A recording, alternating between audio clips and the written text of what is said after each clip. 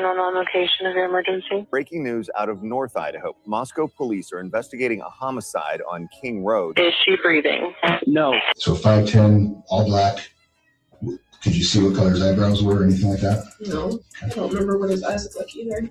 Officers discovered the bodies of Ethan Chapin, Xana Kernodle, Maddie Mogen, and Kaylee Goncalves, but no weapon has been located at this time. Arrested. That's 28-year-old Bryan Christopher Kohberger in custody today. The Kohberger allegedly stalked one of the victims. That's false. We do not have evidence that the defendant had direct contact with 1122 or with residents of 1122, but we can put his phone in that area. There are many residences in that area. It's a dense population of mostly college-related occupants. Everything is alleged.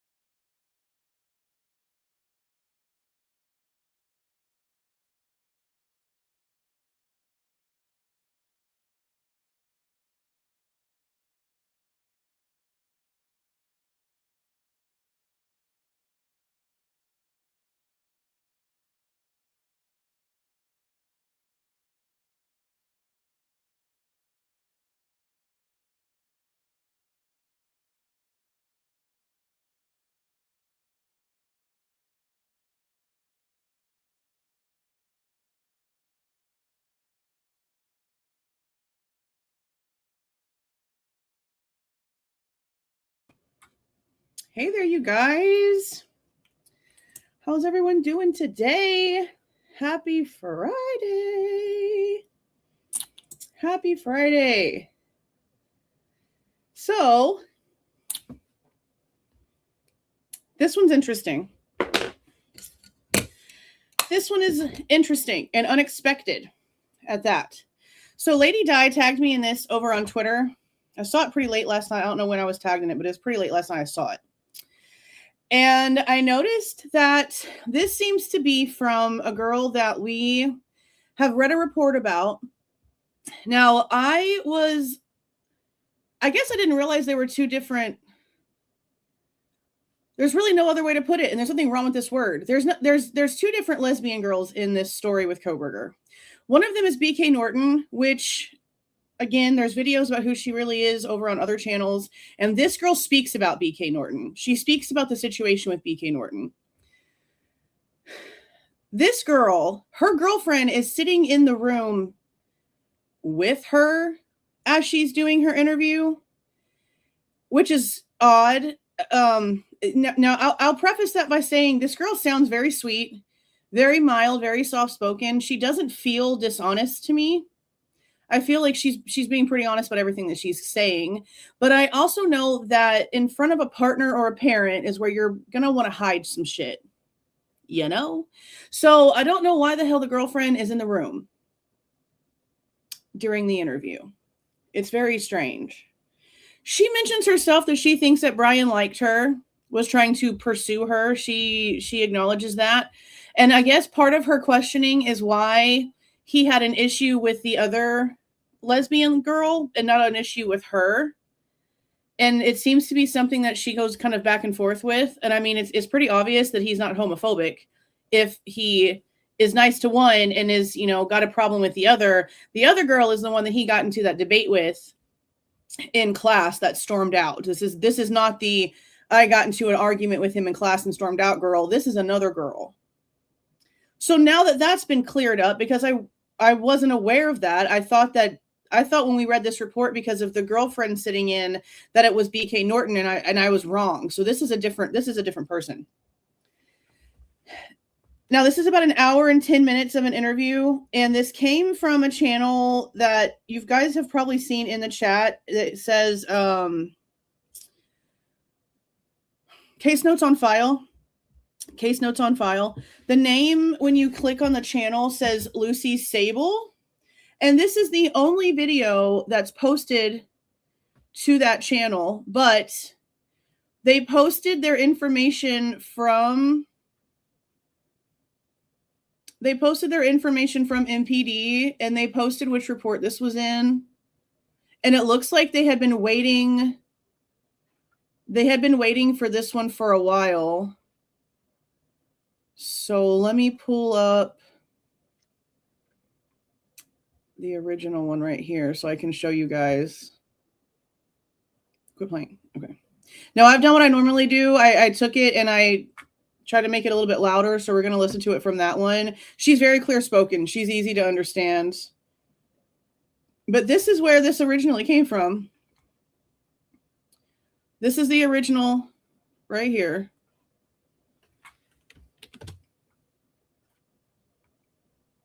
Now, I'll also say, too,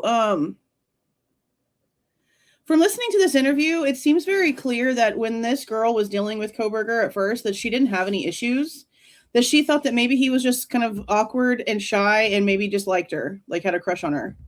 And it wasn't until these other people that have issues with Bryan kind of rushed her and started bombarding her with all these questions and saying shit like, if you ever need anybody to come and save you from that conversation, just shoot me a text and that kind of shit. And it was like overwhelming to her. And then after that, she's on edge. But she had no qualms nor red flag sort of warnings towards Kohberger until these other people came at her with a bunch of questions because they had issues with him.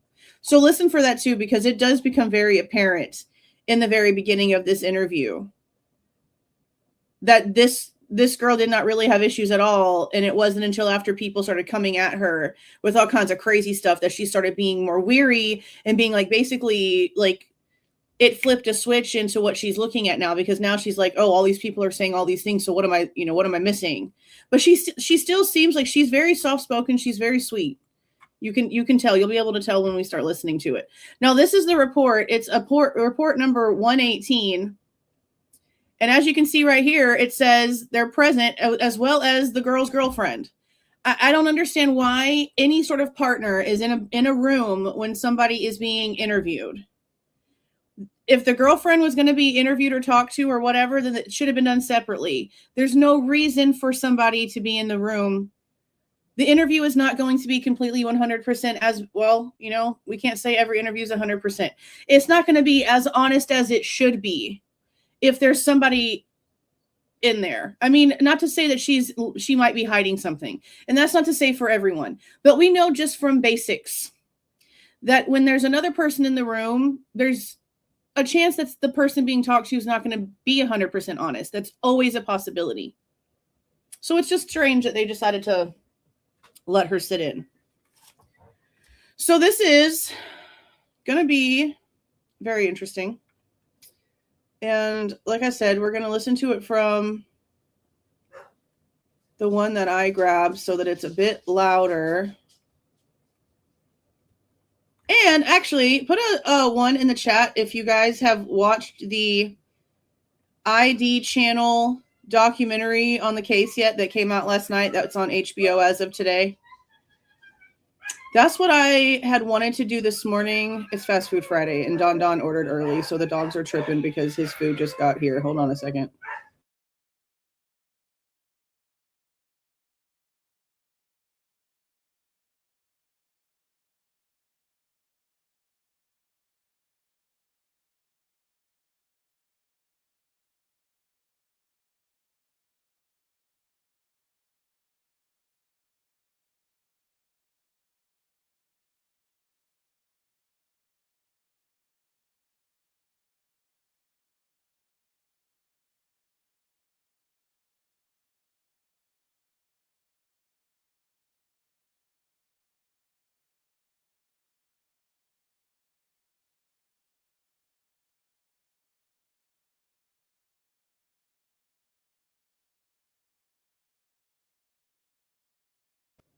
One second, guys.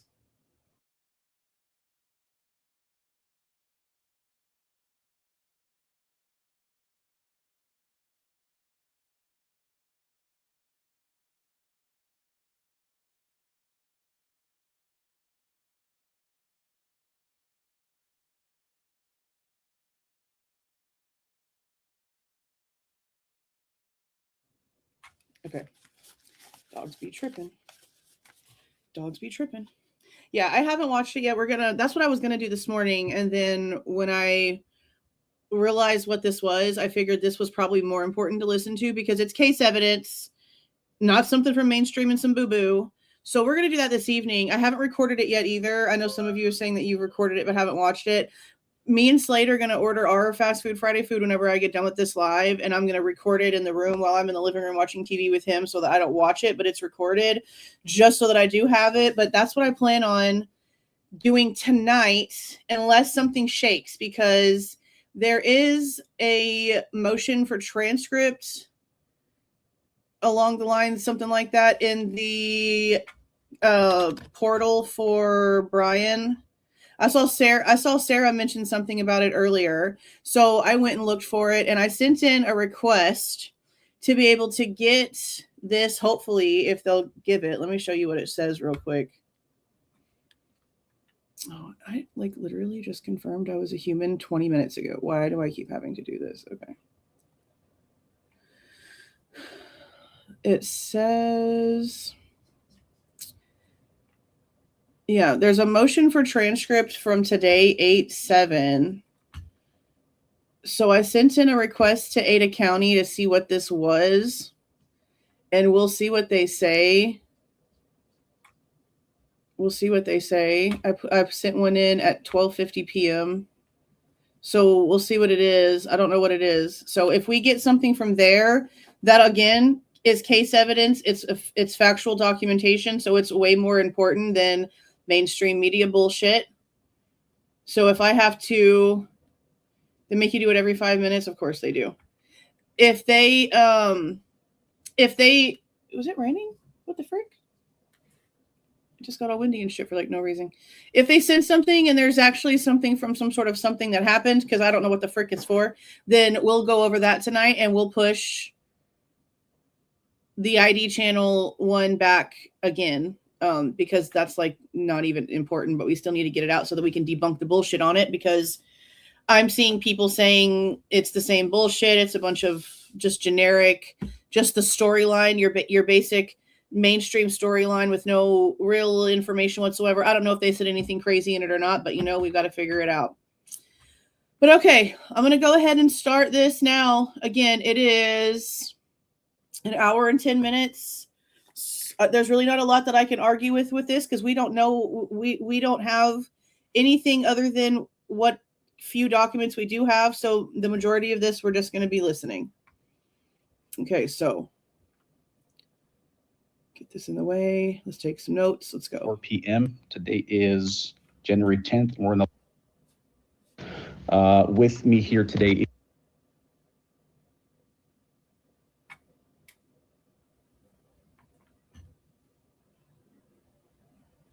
And could you spell your name, whole name and date of birth, please? I mean, that'd be kind of... So, okay, let me ask this. What would be the point of him requesting a transcript of something that is on live TV that he could just watch and listen to himself? I understand a court transcript is probably different, but I don't see how. I mean, to me, if that's what it is, then I find that a little wasteful, because he probably watched it. Honestly, he said his office was right across the street. There's a Facebook post where someone is saying in one of the Facebook groups that they want to go to the trial, and they were asking about places to rent that were close and blah, blah, blah, whatever. He literally offered to rent someone his office across the street. And they were like, yeah, I really don't want to sleep in an office. And he was like, well, we have a couch, LOL. I have a feeling he was there, which he might need it. He might need it for whatever this is, but I wonder if it's a transcript from something that the public doesn't know about, something that was sealed, that it's on record or legit. I just wonder if maybe the meetings that he had with Ann Taylor about the plea in private rooms were also recorded, and maybe those are the transcripts he's asking for. I would just hope that it's something that's not already out there to the public, that he would just need it. So he would just actually need an official transcript for the court filing. I don't know. I guess so. I just don't, I don't know. I just can't wait to see what he actually writes up. I'm really curious as to how the official motion is going to read. So hopefully he's detailed, because I really hope that it's The way that this is put together is going to tell you exactly how this man operates, basically. So we'll see. No, we just started. It's only been about 20 seconds. Oh, hold on. Oh, shit. I'm sorry. Hold on. There's more. There's some other important things I need to show you guys first. Hold on a second. And just hold on. Hold on. I meant to do this already, so hold on a second. There's a couple posts we need to look at first. Halt the brakes, okay?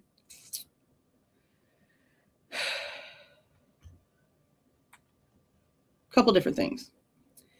Accomplished Day. This is all very important stuff, I promise.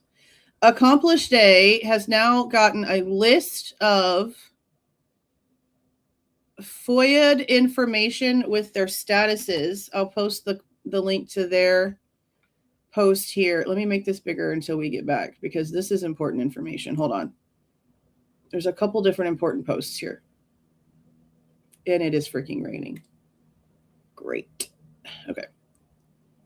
So this is a FOIA list. It's not everything. It's from May 9th through August 3rd of 2026. So everything from May 9th, 2026 forward is what it seems like. And it has a bunch of the statuses, like the information that's been asked for, different people's names, different stuff for reports.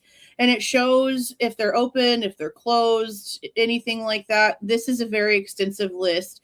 But again, it's also not the entire thing. I don't know if they've got more of it or if this is just what was given to them. But holy damn, look at all of these. And again, this is from May to August, May, June, July, August. This is 3 months. This is 3 months worth of requests. I cannot wait to go through this. I'm going to go through this. Well, I guess maybe we can go through it live eventually. I would like to go through this and just see like what was maybe requested from people that we haven't seen publicly, but that was released. What other things are being denied? If there's things that were denied from things that I was denied for that were maybe given to other people, like I want to go through this so bad. We're going to have to take some time to go through this. And again, this is just 3 months. How many freaking 331 requests in 3 months? What? That's crazy. Okay. So then we have Bronx Tales. And last night she tagged me in a FOIA return. And here's the link for this. She was able to get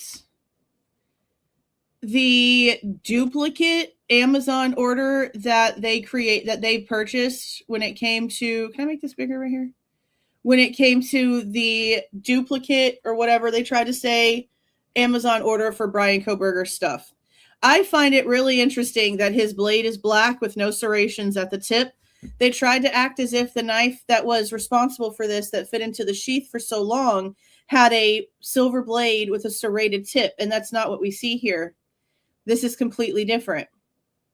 The blade itself, like the knife itself, I've never seen them produce one when they are giving us an example that has a black blade on it. So I also noticed, and this is something that we have mentioned before, and there's a lot of questions here, okay? Lots of questions here.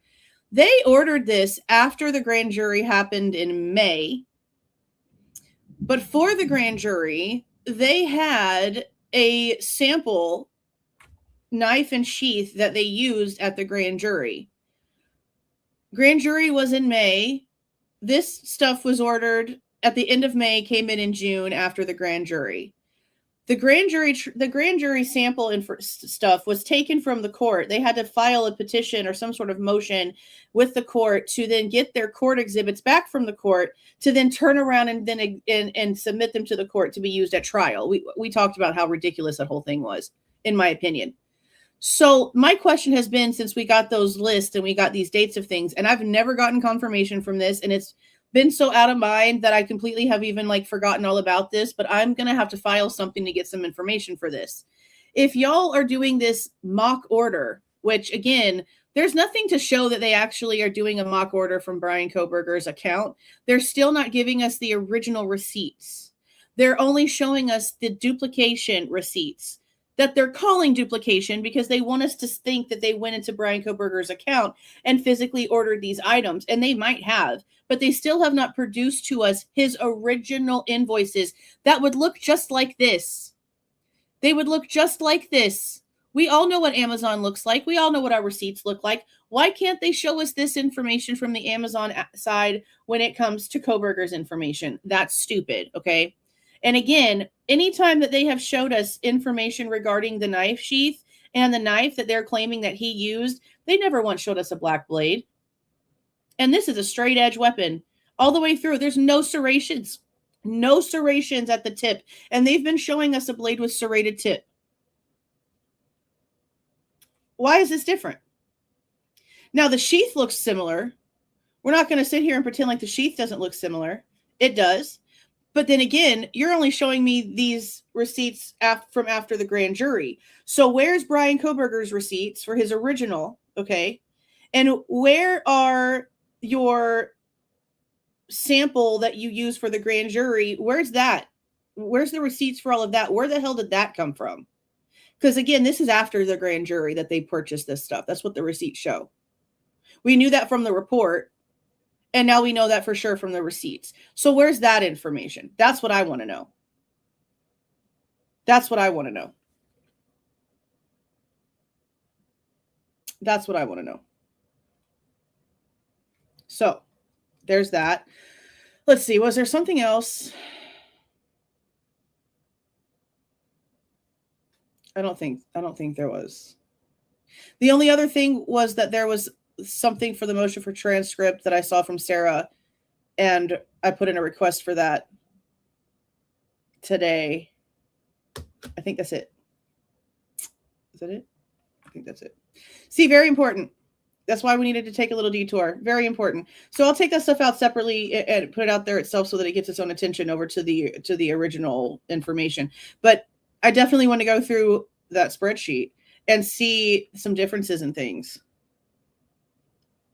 And with things are worded and denied and things like that. See, that spreadsheet with the way things are being specifically asked for and the way that things are being worked, that's what EWU should be using as part of their exhibits to show that they deny things, not just for the way that EWU is doing things, but like this is a process and a pattern that they follow. They should be using this document, but all the way through from the very beginning, because people were requesting documents from day one. They need to have a list like this from 11/13/22 all the way to current, and they need to put that in court. They really do need that. Okay, let's get started with this again. We were only 20 seconds in, and then I realized there was some important shit. So let's go ahead and get restarted. 4 p.m. Today is January 10th. We're in the with me here today.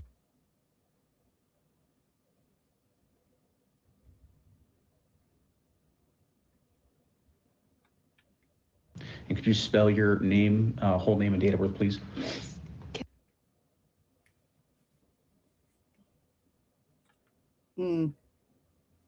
Interesting.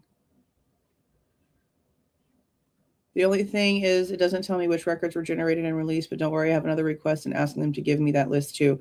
Now, you'd think that common sense would tell them that that should be included in the information. They're so dumb. Oh my God. They get on my nerves so bad. And then my birthday is Perfect. Also present is Dave.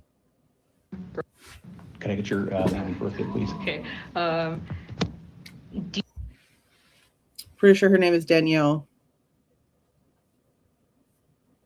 Perfect. The All right, girlfriend's now name. the formal stuff is out of the way. How, you said you're, just tell me a little bit about you here.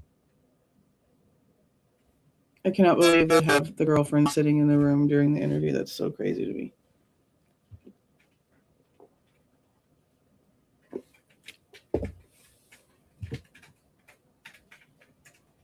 It's redacted right here. There's really not too many redactions once they get past like all the introductory stuff.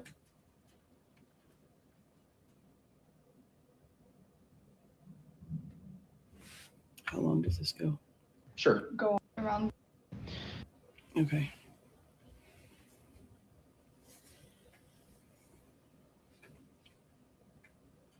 Come on. When was your first interaction with Bryan?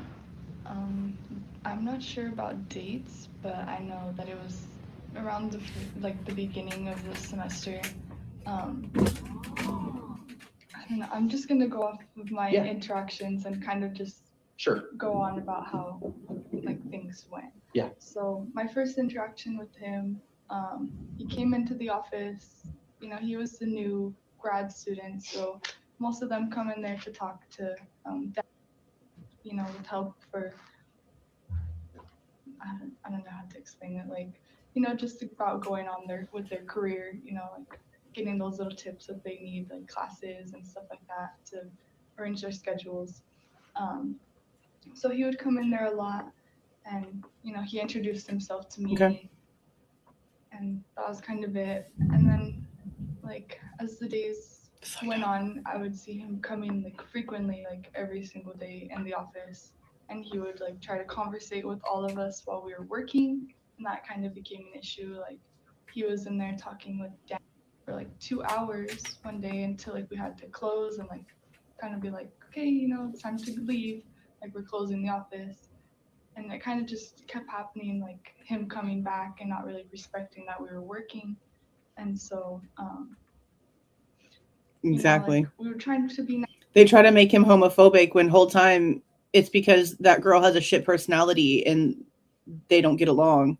It has nothing to do with her being gay or not. Nice to him, because it's not like we're like, you can't be in here, you know, you should get out, but also like respect that we're working, you know, like we can talk to you, but work conversations, like he would come in there to just talk about random stuff, like Pennsylvania. Like he was also from Pennsylvania, so they would talk about like kind of a little weird, you know, like he also was a TA, so he also should have been doing work too. But this situation kept happening a lot. And then I was closing up one day and I was there alone. Sometimes Dan normally leaves at 5 with me, but sometimes she leaves early because so some days she works from home and I'm there just by myself because Dee leaves at 3 and I'm there until 5. So some days I would be there by myself, and he would come in there and like just talk to me, and I'm not a very like rude or aggressive person, so I kind of just, you know, I'm like do, like I'm not gonna tell you to leave, but like get the hint kind of thing. You know, like I'm not really paying attention, conversating with you, like, you know, you're just kind of standing there. It's a little weird, but he would just still kind of stand there. And I don't know, one day I think I was like downstairs doing something, and then I came back up to lock up and he was in there, and I was like, hey, you know, like I'm locking up, like, you know, like I'm gonna shut off all the lights, lock the door, like it's time to go. And then he was like, oh yeah, okay. And he started talking to me. And then as we were talking, like we were walking out of the building and I was trying to leave to go home. And he was like, oh, hey, there's like free coffee at the Cub tonight. Like, you want to get some coffee with me? And I was just like, no, like I'm trying to go home. Like my girl's here to pick me up. And then I just kind of walked away because I felt like there was nothing else to be said. Like I wasn't like rudely saying it, but just kind of like, that's a little uncomfortable. Like that's not appropriate either. You know, like I'm your coworker. I'm also way younger than you. Like, you know, it was just kind of weird. So like, no. And, and mind you, her girlfriend is in the room with her. I just want to keep pointing that out because not everyone is honest when their partner is with them about situations that pertain to another person. Okay. Now, I need to honestly go back into a lot of the stuff when it comes to BK Norton, because the way that the article was written was that the same girl that got into the argument with Bryan in class, which this girl is going to talk about, was the same girl that Bryan tried to ask for coffee that got mad and like went and reported him to the office. But it seems like she might be the girl that was on the way to the parking lot that he went out to the went out the building with, asked for coffee, denied him, and then left with her girlfriend because she just said her girlfriend was there to pick her up. So did she speak to did BK Norton, did the other girl like take her story and like try to put the two stories together and that article get written that way? Because the BK Norton girl, which is again mentioned by this girl, she's going to talk about that chick in this article. I wonder if she took some of the other people's information and sort of like melted it into an interview, or maybe she was telling the interview people about this situation and the interview people put it all together like it was the same girl, because that's how the story has been portrayed over the past while now. But it seems like it might be two separate people. That this is the coffee girl and the other girl is the argument in class girl, which is the one that lied to the cops and said that there was some sort of event that took place in 2021 that put Kohberger around for that break-in with the knife incident that we all have documents for, you know, the Pullman one in 2021, the knife incident. There's documents about that situation and them having to call the school and getting information from the lady over the board and being like, no, there was no event. All that stuff happened with BK Norton. So this chick is a whole nother... She's got to be separated from the whole thing because it doesn't seem like it's the same. This is not the same. She doesn't seem like she's upset really about the coffee situation, the way that it's portrayed in that article by the BK Norton chick. I'm so glad these interviews are out. Kind of weird. So like no, and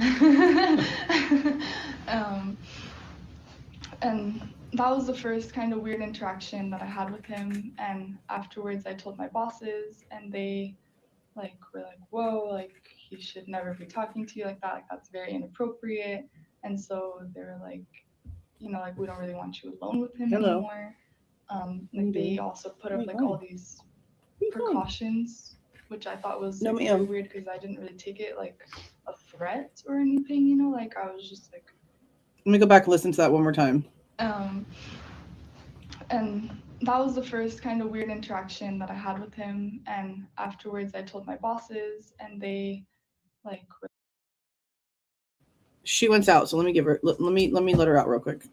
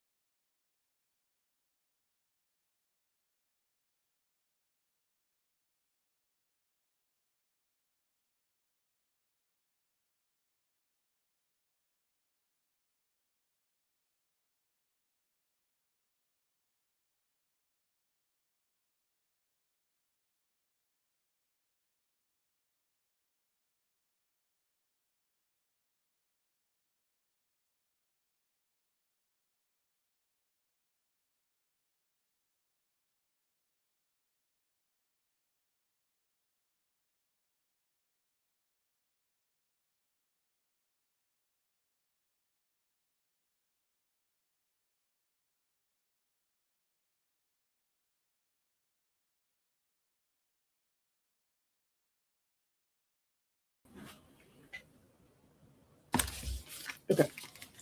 She was hungry. She wanted to get out so she could eat. All right. Like, whoa, like he should never be talking to you like that. Like that's very inappropriate. So like no, and and that was the first kind of weird interaction that I had with him. And afterwards I told my bosses and they like were like, whoa, like he should never be. So she did take it as a weird interaction when he's just trying to get to know her by asking her to go out for coffee. Okay, so if she's a sophomore in college, what age is that? Like 21, 20? How old are you as a sophomore in college, I guess? because she made a statement about the age. How old was he? 28 at the time. So yeah, I guess like a graduate student to somebody that's like lower class, like lower classmen would probably look like that was a lot older. So what would he be, like 6 years older than her, maybe something like that? 19, 20. Yeah. 8 years. It is a lot to somebody that young. I mean, I sort of get what she says for that. And that was the first kind of weird interaction that I had with him. And afterwards I told my bosses, and they were like, whoa, like he should never be talking to you like that. Like that's very inappropriate. And so they were like, you know, like we don't really want you alone with him anymore. Like they also put up like all these precautions, which I thought was like very weird because I didn't really take it like a threat or anything, you know, like I was just like, you know, like he's just kind of trying to pursue me and that's not really appropriate. Well, they were like, you know, if you ever feel uncomfortable, like right away, they were like, you can always leave, like you're not forced to stay here, like right, you can have security officers like escort you out, like all. See what I mean? She's just like basically saying that she felt like it was inappropriate for him to be asking her out for coffee because she was an undergraduate and they worked together, which honestly, like that's probably something you could have just had a conversation with him about if you didn't feel threatened. And see, this is, I mean, it still goes back to everything I said before. The whole coffee story, regardless of who it ended up being about, the story itself never said that he like became indifferent or it changed or like got mad or started calling her names or got aggressive or his eyes changed or his tone changed. Like there was never any of that. She just said no, and then like left. There was nothing that was like alarming or a red flag other than she just didn't like the fact that he was older than her and they worked together and she found it inappropriate that he just simply asked to me an innocent question. But I get her point for being, you know, he's older and we work together. It's not, that's something that you could have had that conversation with him. And then if he went further and didn't stop, then you can go and you can say something. But just telling him no and then not letting him have a chance to screw up again before going and reporting him, which asking her for coffee isn't even a screw up. I'm confused as to why she even really went and said anything besides just talking to him about it. If that makes any sense. Like, say something to him once, but if he doesn't stop and he says something to you again after you've made your stance clear, which she said no, and she's not saying, oh, he kept asking after I told him no, so then I went and reported him. Why did she really even go say anything? I guess that's the part I really don't really quite get, honestly. But then again, this is what I mean. She's sitting here saying, I just went to go say this portion. This was what I said to them. And they blew it up out of proportion. They said, oh, do you need security walking out to your car? Do you need this? Do you need us to protect you from all this crazy shit? And she was like, what are you talking about? Like, it's not that serious. That's what I mean for what I said in the beginning. It seemed like she didn't really conceive him as a threat. Still going and saying anything right off the bat is a bit of a jump start, I think, or a very premature decision, in my opinion.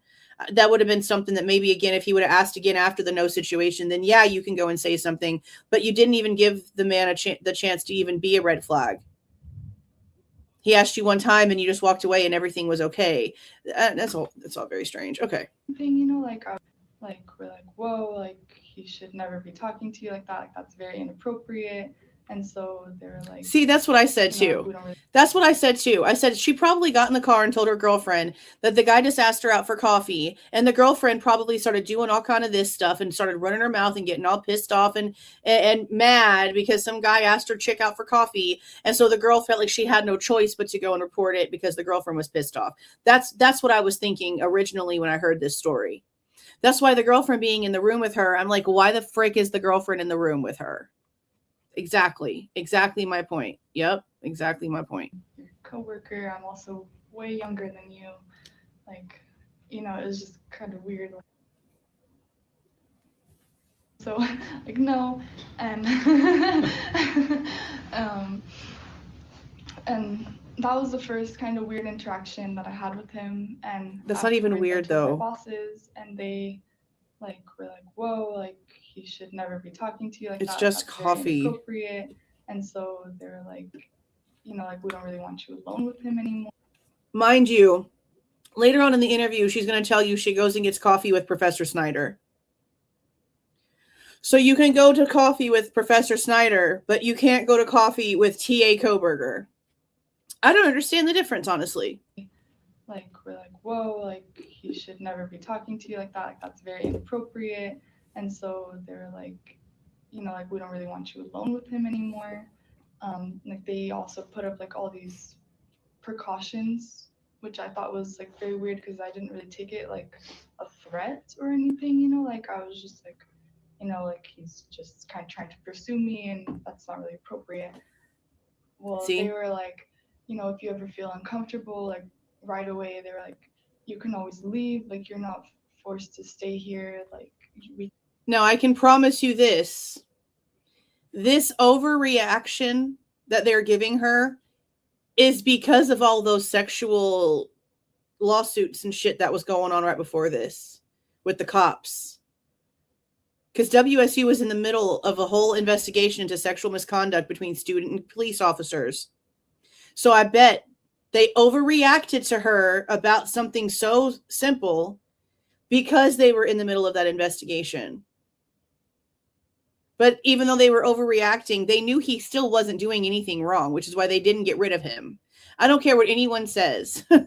The termination letter being written on 12/19, the exact same date that the cops got the call from the FBI, with John Snyder, who sat in on these meetings, saying that he told them if they fired Kohberger, they were going to end up in a lawsuit because they had no grounds. All of it circles back to it being a staged termination to save face. All of it does. Somebody called and told them. There's no way that that's not what happened here. So I feel like their overreaction to her was a reaction to the fact that they were fresh in and still dealing with the sexual crime that they were investigating for the last like 2.5, 3 years in this police force. Because the gist of what happened is there was some sort of inappropriate relationship between a student and a police officer, and the police officer went and told on himself. And instead of it being handled directly because the officer came up and was honest, the people of authority over him, his superiors, the chief of police and other people, decided to make him lie and make him not be honest. So all of the people that decided to screw up the story, instead of it just being played out and honest and true and it being one person that got fired for an inappropriate relationship or just one little incident or whatever it was, all of those people of authority got fired first.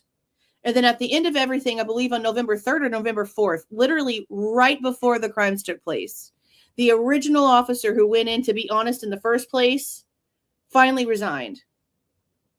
So I bet you their overreaction was because they were in the middle of that situation, which is why she's taken aback. Like, why are you coming at me like I need to be armed guard security for the rest of my life? That's not even how I felt. I didn't feel threatened.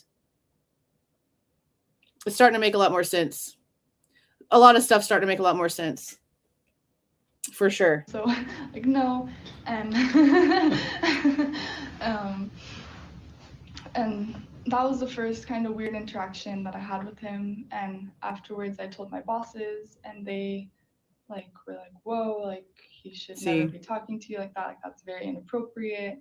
And so they were like, like, we don't really want you alone with him anymore. Like, they also put up, like, all these precautions, which I thought was like very weird because I didn't really take it like a threat or anything, like I was just like, like he's just kind of trying to pursue me and that's not really appropriate. Well, they were like, if you ever feel uncomfortable, like right away, they were like, you can always leave, like you're not forced to stay here, like we can have security officers like escort you out, like all these kinds of things. And I was just like, that seems a little extreme. Like I wasn't really saying like I was that concerned. I just wanted to let you guys know this is happening. Seems a little extreme. The fact they kind of reacted like that scared me a little bit because I didn't think it was that big of a deal. But See, them reacting like that scared me a little bit. So even though she didn't feel threatened by him because of how they are overreacting because of a situation that has literally nothing at all to do with what's happening in the current moment. She is now put on edge by Bryan, thinking that they know something that she doesn't know, that they are now thinking that she might be in some sort of danger, when again, it's just an overreaction to a different situation. Her brain switched because of somebody else's reaction that wasn't even there in the situation to witness it. Their overreaction caused her to then put up her alert system. That wasn't necessary. Really saying like I was that concerned. I just wanted to let you guys know this is happening. But the fact they kind of reacted like that scared me a little bit, because I didn't think it was that big of a deal. But the fact they were so willing to like go to all these extremes to, you know, like keep me safe kind of worried me. And so it made me kind of question it a little bit more. And so they were like, we're going to have a talk with him because you're not the first, like, or, you know, they're not the first person that he has been having problems with, like also with the grad students. And so it just kind of made me a little bit more wary in the situation. And then like he would still come while I was there alone, and he would like stand behind my desk, like behind me while I was on the computer. Like, so I'm sitting right here, he's standing right behind me, like hovering over me, and like behind me while I was on the computer. Like, so I'm like, you know, like how can I tell him to move without like moving, you know, like You just say move. I don't like you standing behind me. And so he honestly didn't move until another But what does she mean by that? So is she trying to say that he would just be standing there behind her, hovering over her shoulder and watching everything that she's doing on the computer, and she's not going to say a word to him about it? She's just sitting there, letting him stand there for who knows how long, watching her every type? Is that what that doesn't make any sense. That's crazy. He's in my bubble. And so so then tell him to get out your bubble. He didn't move until another advisor came in, and I didn't even tell her anything, but like as soon as she came in, he kind of like walked away, like all fast, like he walked out. And that was kind of weird to me. Like, you know, he was just standing there for so long, like, you know, like why is he gonna run out when someone comes?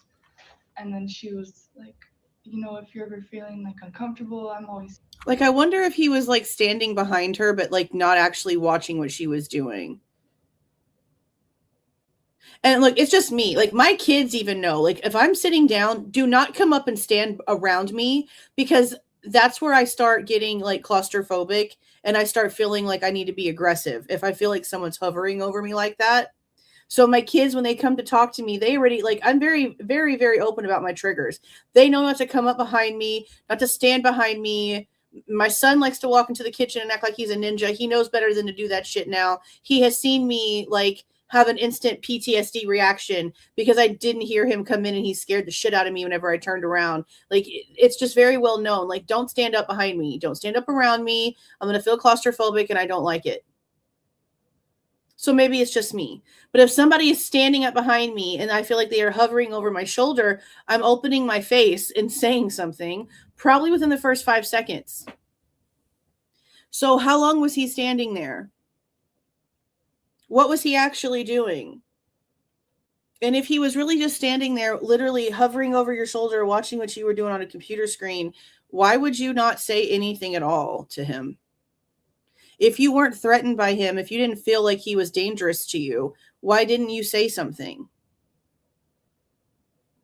Like, what was he actually in there for? Was he even looking your direction? Or was he standing there doing something different? Like, do we even know?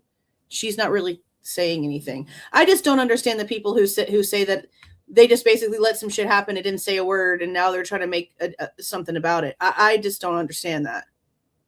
If somebody's standing up behind me and I feel like they're watching my every move over my shoulder, I'm going to say something. That's weird. I would say something. Why didn't you say something? Here, like, just send me a message on Teams. I'll come in. Like, you don't have to worry about anything. So just the fact that they could already kind of sense it, like, without me saying anything, also, like, was the red flag, you know, to me. And then I told my boss about it the next day, and they were like, that's more a concern on the confidentiality stuff that you have on your computer. Like, he's not allowed to look at that. You have too much information, like on your computer. He's not allowed to look at your computer at all. And so that was even more of like, What? like, no, we need to talk to him. And they honestly probably had like 5 overall talks with him about like his behavior and how he was acting. And, like, it was probably after the 3rd one that he finally stopped coming in the office as much to socialize. And I would see him like just in the hallways, standing. I would be like behind me, like hovering, recycling and stuff, and he would corner me right there, and he would like try to talk to me. He'd be like, "Hey, Kiva, how are you?" And I'm not gonna be mean to him, So he stopped going into the office and because y'all complained about him being in the office. But he still was trying to be friends with people. So he was trying to stop them in the hall to be able to ask them how they were, because he was still trying to be friendly with people. I just don't hear it. Besides the like standing over the shoulder thing, which again, I don't really understand why she would just allow that and not say anything. I don't really, again, her girlfriend is in the room with her. Okay. So as much as she like sounds sort of like, like she's soft-spoken and whatever, I just don't feel like she's being completely honest about a lot of stuff. I don't know. To me, it's more like, someone else noticed that he was standing behind her, and maybe that's why she said something. Like, would she have reported it if the other person wouldn't have walked in? Was it a normal conversation and she's lying because the other person walked in? I don't know. I don't know, but she's not showing any actual like alarm towards things other than, oh, he's in my bubble. And if her first cue when he asked her to go to coffee and he didn't get aggressive and he didn't get weird towards her wasn't to instantly be alerted until after she left, after she had some time to talk about it with her girlfriend, this whole thing is just a little crazy. This whole thing is just a bit crazy. And stuff, and he would corner me right there, and he would like try to talk to me. He'd be like, "Hey, Kiva, how are you?" See? And I'm not gonna be mean to him, so I'm like, "Good." Just hi, how are you? Trying to have a conversation. And he'd be like, "Good," and then I would just try to leave it at that, like walk away now. And then he would be like, "Oh, like we need to talk about neuroscience sometime." And You just yeah. Just say move. I don't like you standing behind me. Like walk away. Like I tried to limit it, but it seemed like he would like try to force the conversations with me and like corner me to where I couldn't go anywhere, and especially in the times I was alone, that's a little scary too. Is he actually cornering you, or is he just not stopping the conversation because he's trying to talk to you and he doesn't have social cues because he has autism?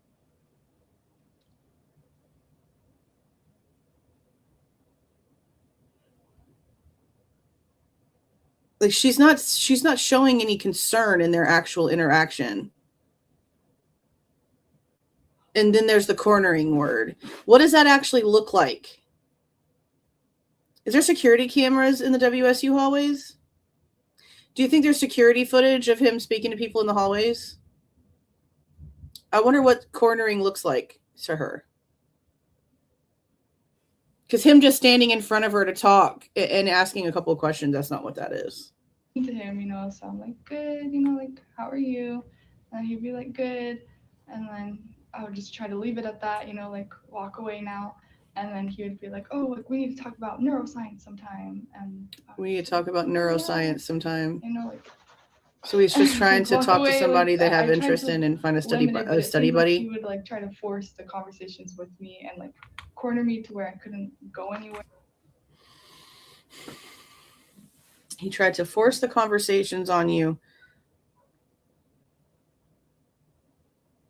by asking you how you were and saying, "Hey, we should talk about neuroscience sometime," by showing an isn't that how you are like supposed to try to make friends with people? By asking them how they are and showing interest in their life and showing that you have shared interest. Isn't that the whole like way that you do that? I don't know. It's been a minute. I don't go around people, but that seems like the normal process. Yeah.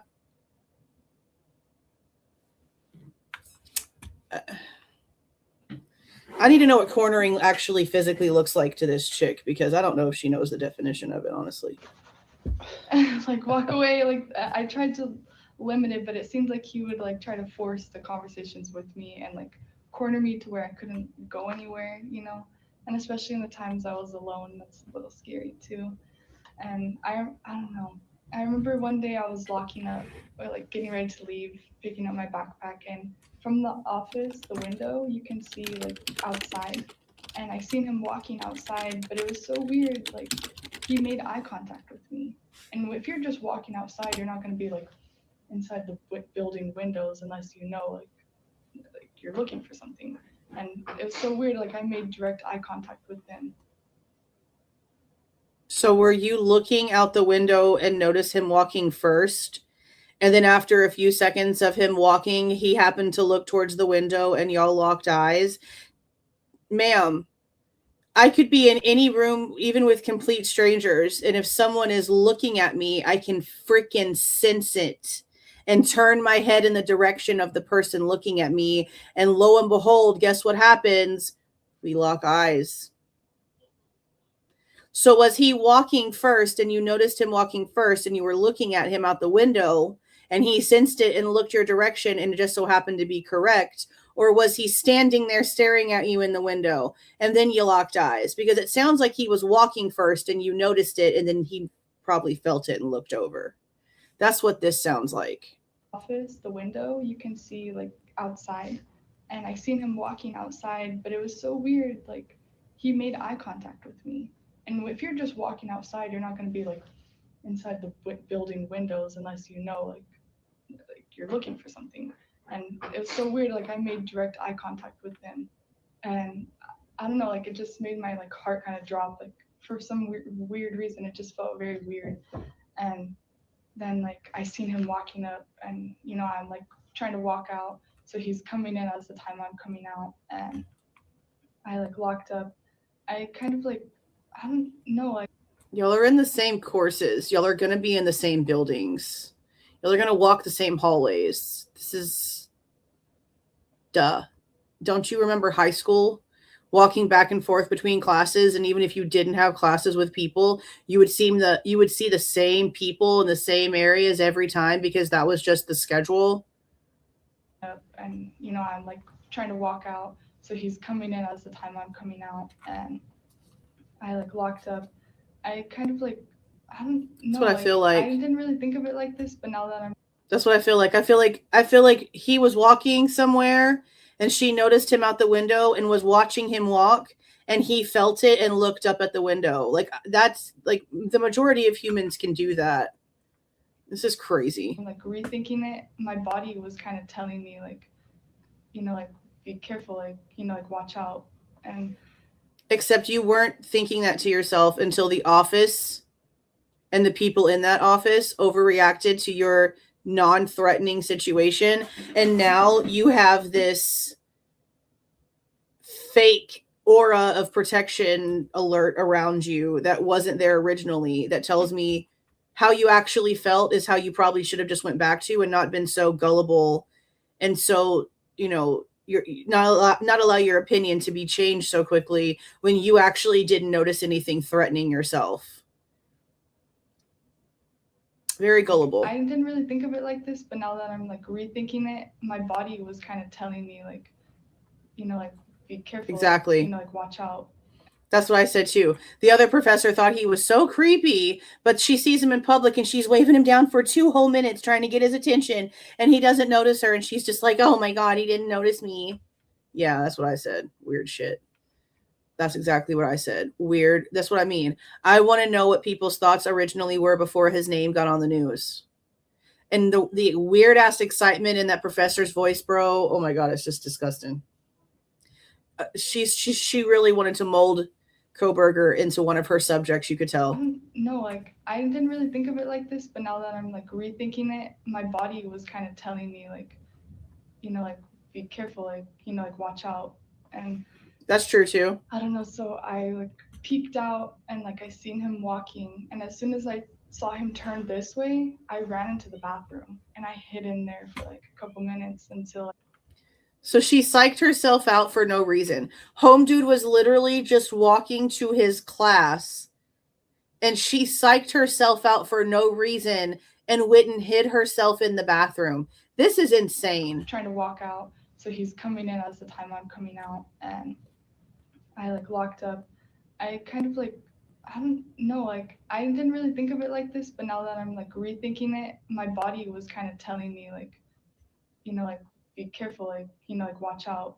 And I don't know, so I like peeked out and like I seen him walking, and as soon as I saw him turn this way, I ran into the bathroom and I hid in there for like a couple minutes until like, you know, like felt like, okay, you can leave now. And just I never even thought about it like twice until like all of the allegations came out. And see, she had no issue with him at all until the office started telling her all kinds of crazy shit. Okay, you can leave now. And just I never even thought about it like twice until like all of the allegations came out. And you know, and then I rethought it, and that's my body telling me something's wrong, you know.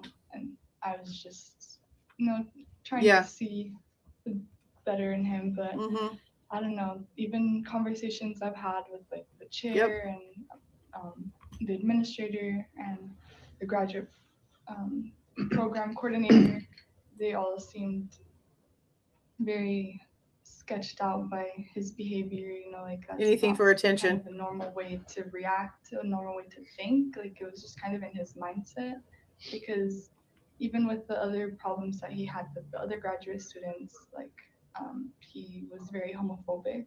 I don't know if you've again, they call him homophobic because he got into an argument with one lesbian chick in class, and she made it like her life mission to then stalk him and follow him and target every little thing he did, count how many cups of coffee he drank throughout the day, when he had a cup of coffee in his hand, when he got to certain classes and when he didn't. Like, that's BK Norton. That's BK Norton. Heard the stories about it, but she's also LGBTQ community, you know, and we all have ally stickers on the doors. And he complained about that. He complained about the little stickers all over the doors, and he actually like took it out on it because she's, you know, gay, and it is. So she ended up putting all the pride stickers all over her door, and it turned into like this huge argument, you know. But see, we heard about this already, and his whole point was he didn't want a whole bunch of gay flag stickers all over his office door. He's allowed to say he does not want a bunch of anything all over his office door. If you want those on your door, go put them on your door. If somebody else wants them on their door, go put them over on their door. I'm allowed to say I don't want anything on my door, regardless of what it is. So if the man didn't want stickers on his door, who cares? If the man didn't want gay pride stickers on his door, I say again, that's his right, and who cares? This is a college. None of that actually matters. None of it really actually matters in freaking real life either, but some people need hella attention for no freaking reason whatsoever. None of that shit matters. I don't see a problem with this, nor do I find it homophobic. He doesn't want stickers all over his damn office door. The man's allowed to say something and have a choice. Is he not? Or is he not because he's a man? See, this is what pisses me off about this so much, because I have I have male white sons that already have this huge boulder against them before they've even become adults and gotten into real life, because white men are not allowed to have an opinion. They're not allowed to have a statement. They're not allowed to say a damn thing.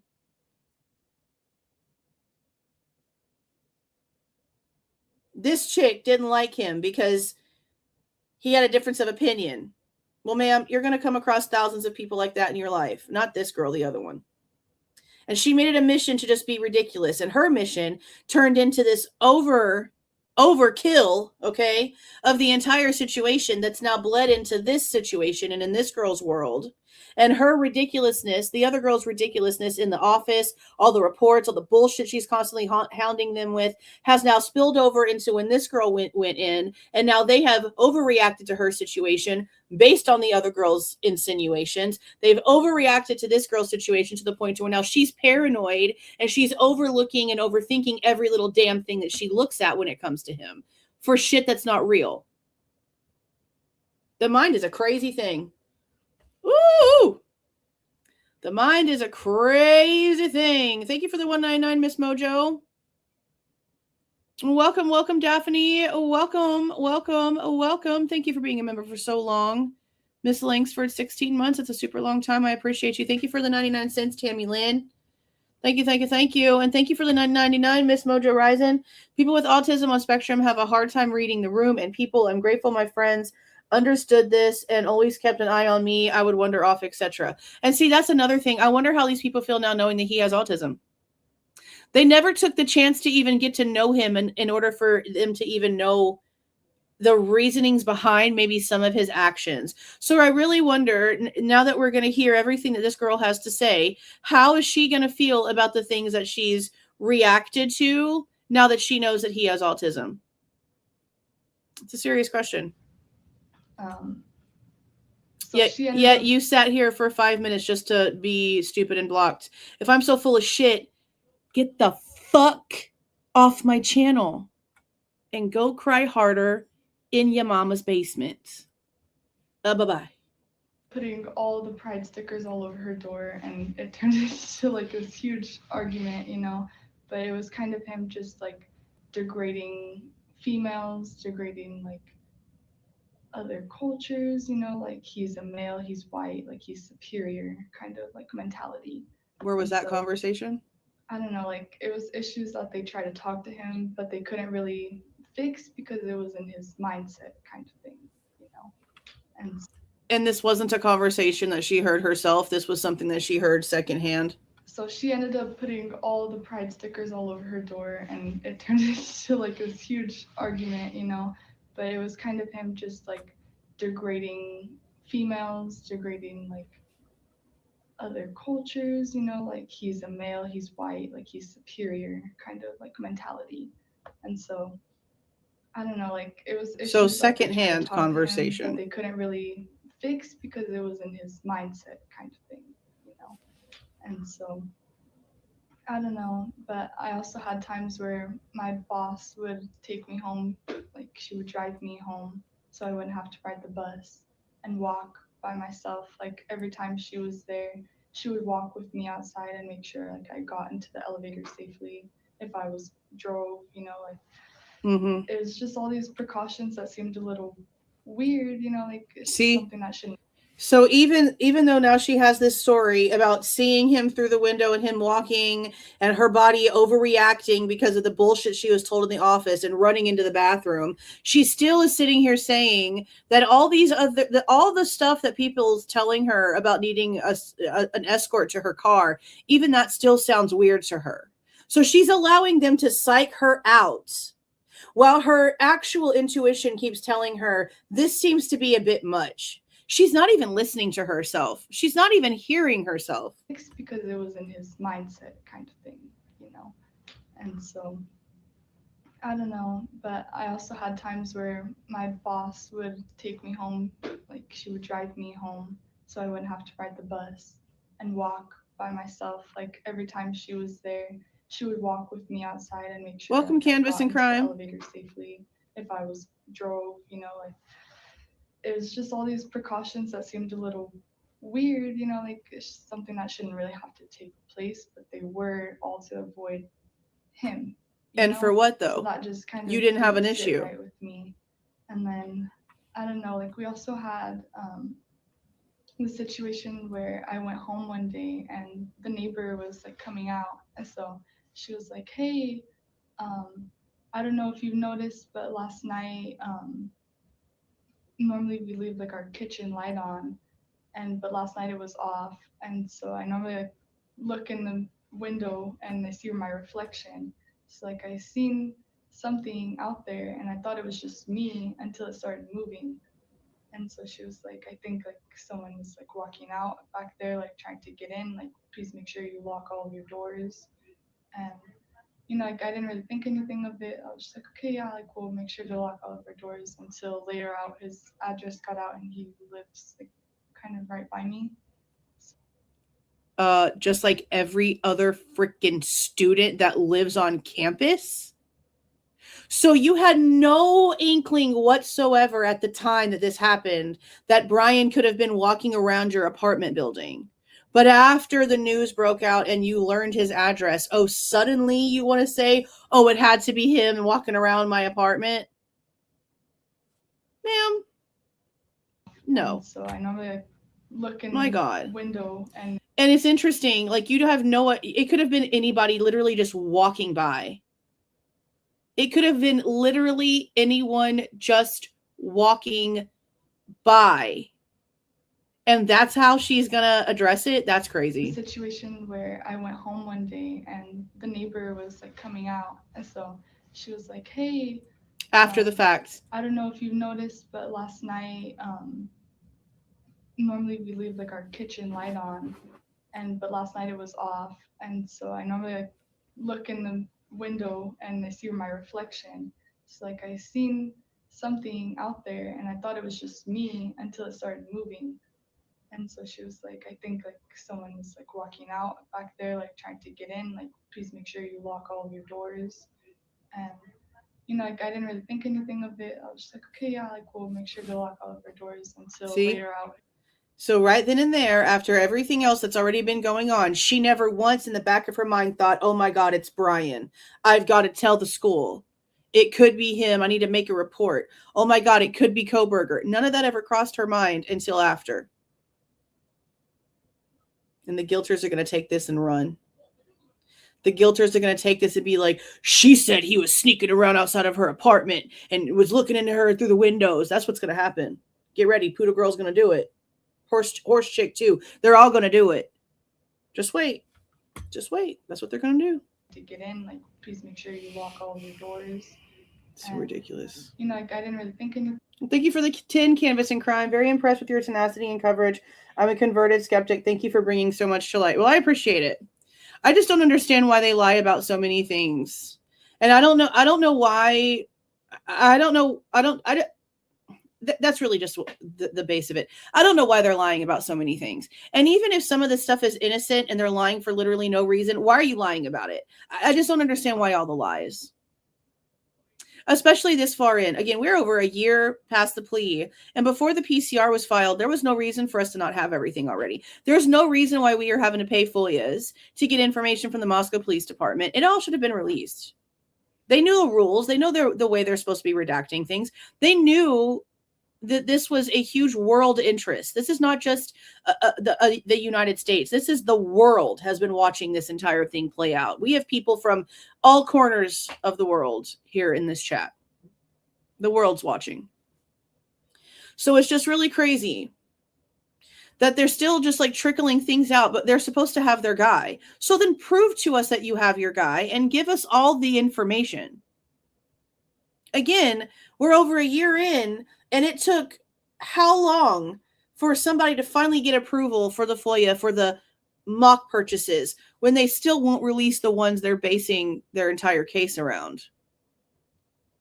With that March 2022 purchase. Okay, prove it. Can you show it to us? I just don't understand it. It's the stupidest shit ever. It's the dumbest shit ever. And so she was like, I think like someone was like walking out back there, like trying to get in, like please make sure you lock all of your doors. And you know, like I didn't really think anything of it. I was just like, okay, yeah, like we'll make sure to lock all of our doors, until later out his address got out and he lives like kind of right by me.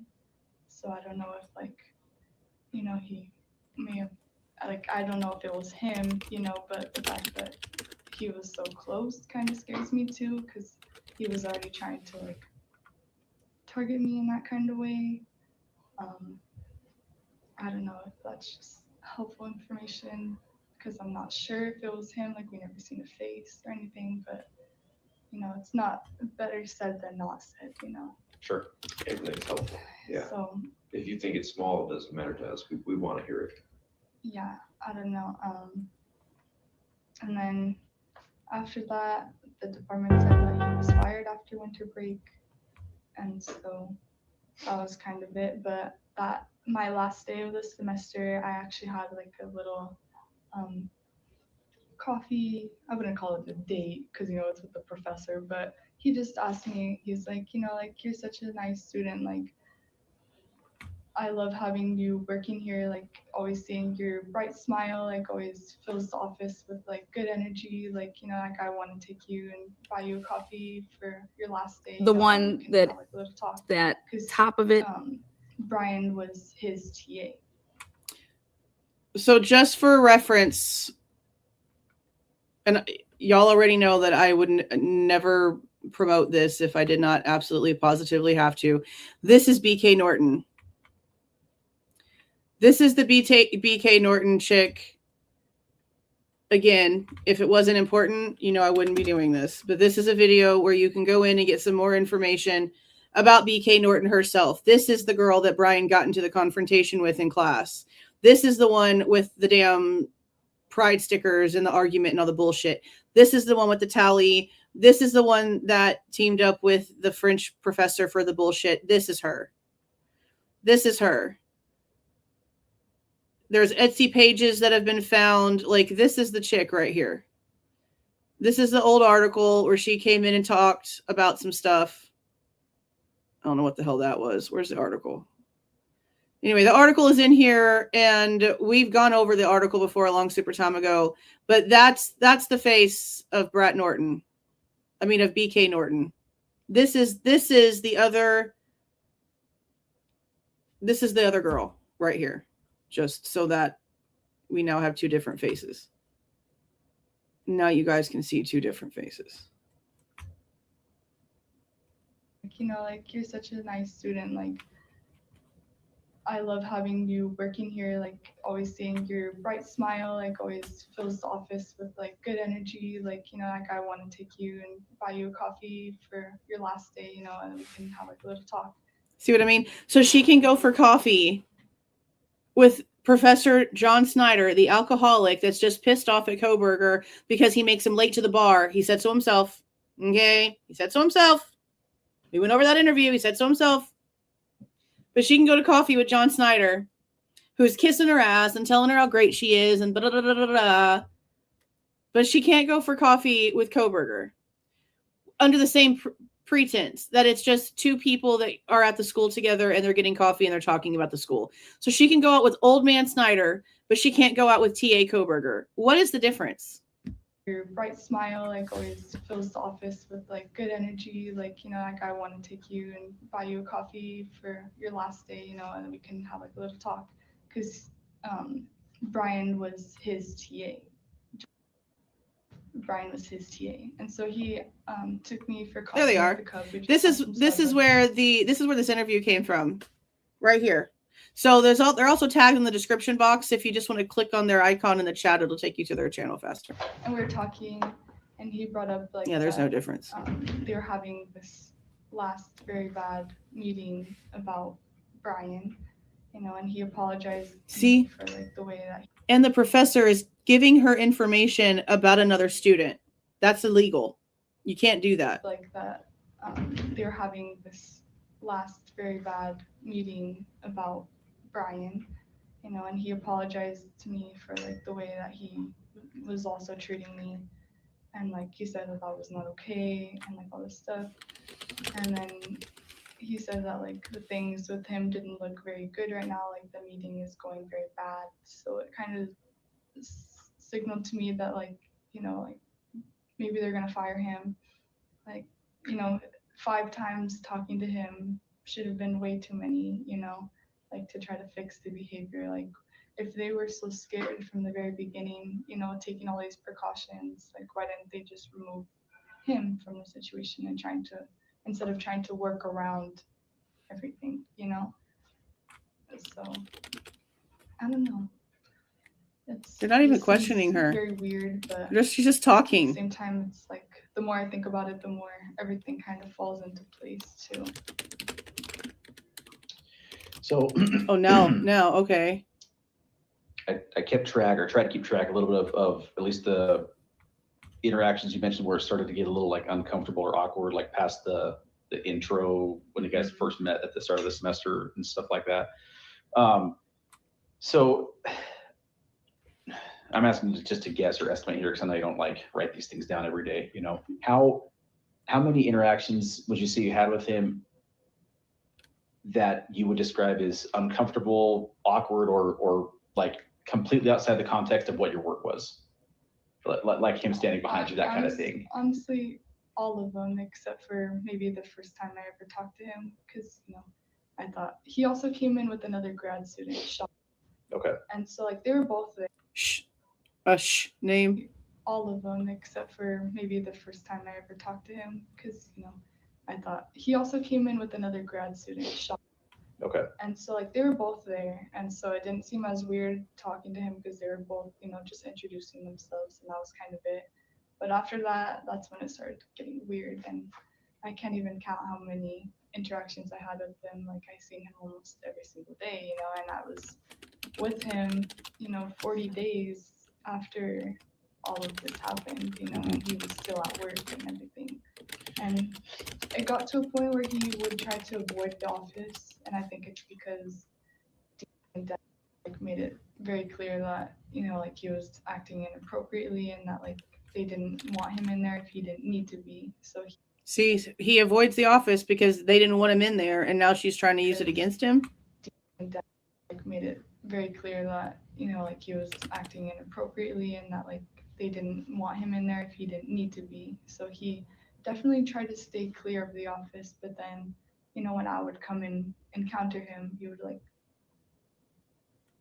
trap me, like he would block me, so I couldn't really move anywhere. Like I was kind of just forced to like stand there and talk to him until I could be like, oh yeah, okay, gotta go. So it's not as sounds like you need a backbone, ma'am. Trying to be rude to him, but just try to avoid it at all costs. And I mean, in my head, I never really thought like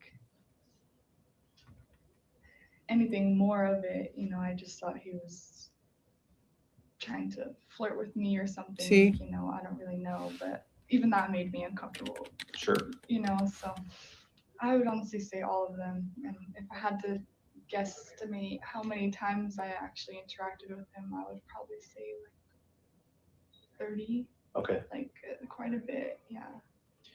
And There sure is a lot of interaction for somebody that you don't like. That's kind of like a lot, And so just so as I'm sure like things like this kind of live and die on details, and I preface everything with I'm not asking to be exact, and I know your memory is not like going to be 100%, right? But you would typically see him, you said almost daily. Yeah. And that was just so I have a right time frame here. Just the semester started about, is it end of August? Okay. So from then you saw him almost daily until when did it kind of start dropping off? Until winter break, right before I left. Until winter break. Yeah. Okay. So you had no issue having conversations with him 30 times in 3 months? Yeah, I need 30 reports then. If everything was so freaking awkward every single time you talk to him, come on now. This is crazy. And was this after the fact bullshit. The reason these interactions would occur, the reason you guys would see each other is mostly due to you guys both working for the university? Well, that's the reason we would be there. Or the subterfuge, I guess you could say. Yeah, but it was more of him like trying to it shifted. Like pursue a conversation with me. Like, like the conversations weren't really necessary either. It was just the fact that he wanted to talk to me, kind of. Okay. And when you say, I was curious about when you were in the hall, I think it was when you were taking out the recycling and he kind of cornered you. When you say that, I just want to make sure you mean like he physically cornered you, like stood in a way that you couldn't really get by him without like having to like run into him or something. Exactly. So okay. It's not like I could just like walked away. Sure. Like I felt like I was kind of forced. Were you up against the wall? What are you talking about? When you say, I was curious about when you were in the hall, I think it was when you were taking out the recycling and he kind of cornered you. When you say that, I just want to make sure you mean like he physically cornered you, like stood in a way that you couldn't really get by him without like having to like run into him or something. Exactly. So okay. It's not like I could just like walked away. Sure. Like I felt like I was kind of forced to talk to him. You That's couldn't why have I, walked around him? Tried to be very like calm, you know, like doesn't need to be this huge conversation, you know, like you want to talk to me, ask how I am, like I'm good, okay, that's it. You know, now I'm gonna go back to what I was doing. God forbid a man show interest. Now, honestly, look, you're allowed to not have interest back, okay? But if after 30 times he's still coming up and talking to you, and yeah, I get he's autistic and has social cue issues, but he's also not an idiot, okay? Let's stop acting like he doesn't eventually adapt, because he's a very intelligent man, okay? Let's be serious. I think after 30 times, homeboy would have probably gotten the hit at 30 times if you didn't want to have a conversation with him.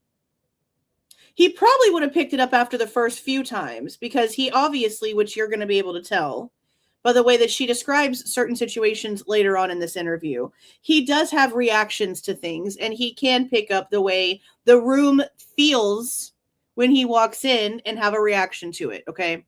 So while he might not get it right away, eventually he's going to get it. You're not sitting here trying to tell me that after 30 times that you were hesitant and withdrawn and tried to make hurried little conversations, and after 30 times he didn't get it. And you're still not telling me that after 30 times that you felt like you needed to be worried. You're still not telling me that after 30 times that you still had some sort of adverse reaction until after the fact.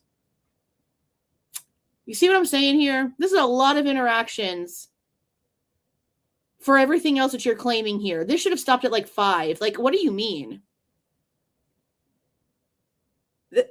Girl, okay, let's just continue. This is okay. I don't know. Because honestly, I don't know what would have happened if I would have just ignored him. Like, you know, like he seemed like he. I mean, ma'am, that's what you freaking do whenever you're not interested. You ignore. You don't keep talking to them. You don't keep letting them in with conversations. You don't keep being nice. My God. I got very angry, low-key too. Like when I would see like him interacting with. This is important. You know, now I'm gonna go back to what I was doing, kind of thing. You know, I don't know. Because honestly, I don't know what would have happened if I would have just ignored him. Like, you know, like he seemed like he got very angry. No, she said the last conversation was about them needing to get together to study, to go over some neuroscience stuff for class. That was the last thing that she talked about. Hey, how are you? We need to get together to go over some neuroscience stuff soon, was the conversation. Angry, low-key too. Like when I would see like him interacting with the other people and that I worked with, like, and they would kind of ignore him, he got very angry. Because I remember one time too, he needed to talk to Professor, and he was in the office with all of us, with me.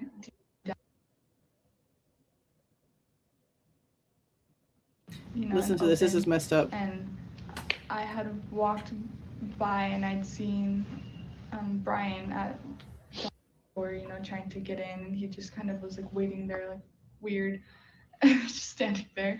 And so I told Mr. like, oh, I think he's trying to look for you or talk to you, you know.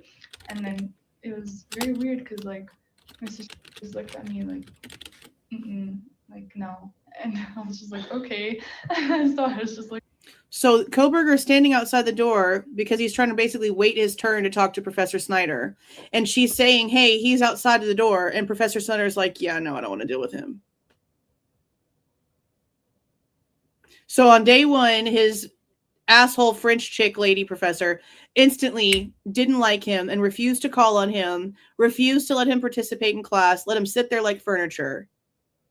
His other professor, that's an alcoholic, that bitched and complained in a mainstream interview that Kohberger would always make him late to the bar to meet his friend, whose job it is to help students. This is also your TA. Like, you're his boss. And he's waiting outside your door because he needs help with something school related. And you're just like, no, just ignore him. It gets worse. Listen. And then it was very weird because like Mr. just looked at me like, like, This no. is Snyder. And I was just like, okay. So I was just like, whatever, and just went back to work, and he was just still standing there. And then he came in, and like he tried to talk to him, but he was talking, you know, so he didn't interrupt him. But he like made his presence known. He just sat like down at one of the chairs in there. And Snyder was talking and Bryan didn't want to interrupt him, so he stood and waited his turn. And that's how they reacted to him about it. like, oh, I think he's trying to like look for you or talk to you, you know. And then it was very weird because like Mr. just looked at me like, like no. And I was just like, okay. So I was just like, whatever, and just went back to work, and he was just still standing there. And then he came in, and like he tried to talk to him, but he was talking, you know, so he didn't interrupt him. But he like made his presence known. He just sat like down at one of the chairs in there, and all of them just like ignored him, you know, like they didn't want to talk to him. And so then he just like looked around like all mad, and then he like stormed out.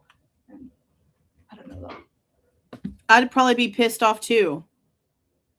If I went in there to go speak to my boss and my professor for something, and I'm being well-mannered and I'm waiting my turn, and he's like seen me walk in and has seen me sit there and has seen me wait and seen me waiting my turn, and I'm not being acknowledged, and people are being talked, and I'm being talked over, and people are coming up after me and getting all of this attention, and I'm sitting here well-mannered waiting my turn, just trying to get a little bit of information from you, but waiting my turn, and I got ignored and treated like shit, I'd probably be pissed off and walk out the room with a little bit of an attitude too. Unbelievable. This is insanely bullyish. You know, and open. And I had walked him. He got very angry because I remember one time too, he needed to talk to professors. And he was in the office with all of us, with me,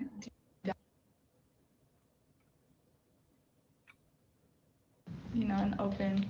And I had walked by and I'd seen Bryan at the door, you know, trying to get in, and he just kind of was like waiting there like weird, just standing there.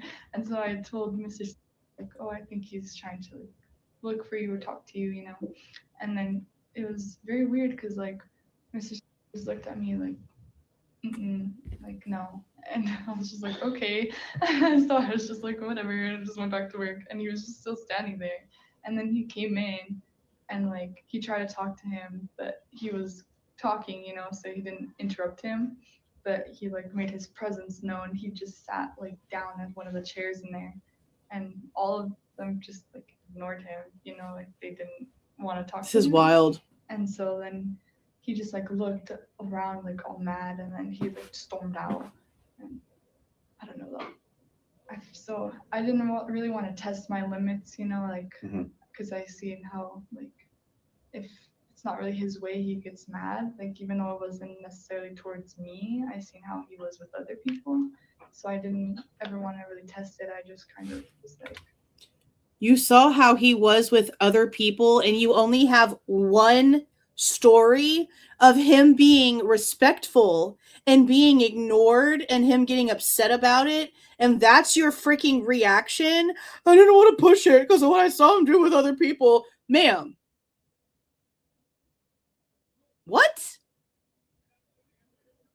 You literally have not, unless I've suddenly like slipped into another dimension and happened to miss it, she has not given another example of seeing another personal interaction between Kohberger and another person that was either existent or alarming. What do you mean?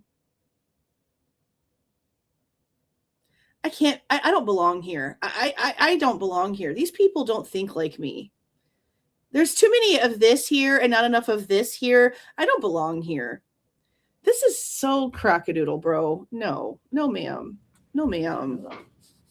So I didn't really want to test my limits, you know, like because that part. How, like if it's not really his way, he gets mad. Like even though it wasn't necessarily towards me, I seen how he was with other people. So I didn't ever want to really test it. I just kind of see what I mean. Avoided. What a weird statement to make after what you just said. Mad, like even though it wasn't necessarily towards me, I seen how he was with other people, so I didn't ever want to really test it. I just kind of was like avoided at all costs, and For real. so yeah. And you said it So happened, bad. or several things obviously happened more than once, but just so I can kind of get some idea here, how many times do you think that he, just with like his positioning, like you mentioned in the hallway, how many times do you think that he physically put himself in a position to kind of like trap you in a corner or that kind of thing? Well, Was that just the one time, or was that okay? It was multiple times, especially when he was behind my chair, you know, like that already I couldn't go anywhere. Like I was just sitting here.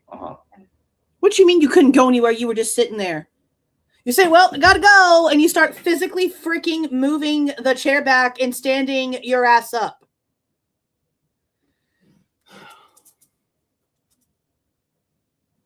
I'm glad my daughter is not like this, bro.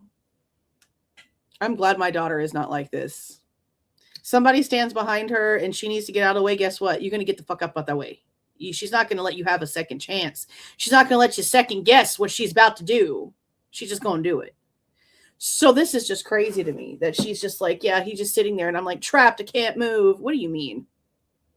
What do you mean? Was that just the one time, or was that okay? It was multiple times, especially when he was behind my chair. You know, That's what I said. That already I couldn't go anywhere. Like, I was Especially just with that professor. And what am I supposed to do? Like boom, and like bang into him? Yeah, like, you know? No. So You're supposed to say, okay, I need to go. And you're supposed to start physically moving.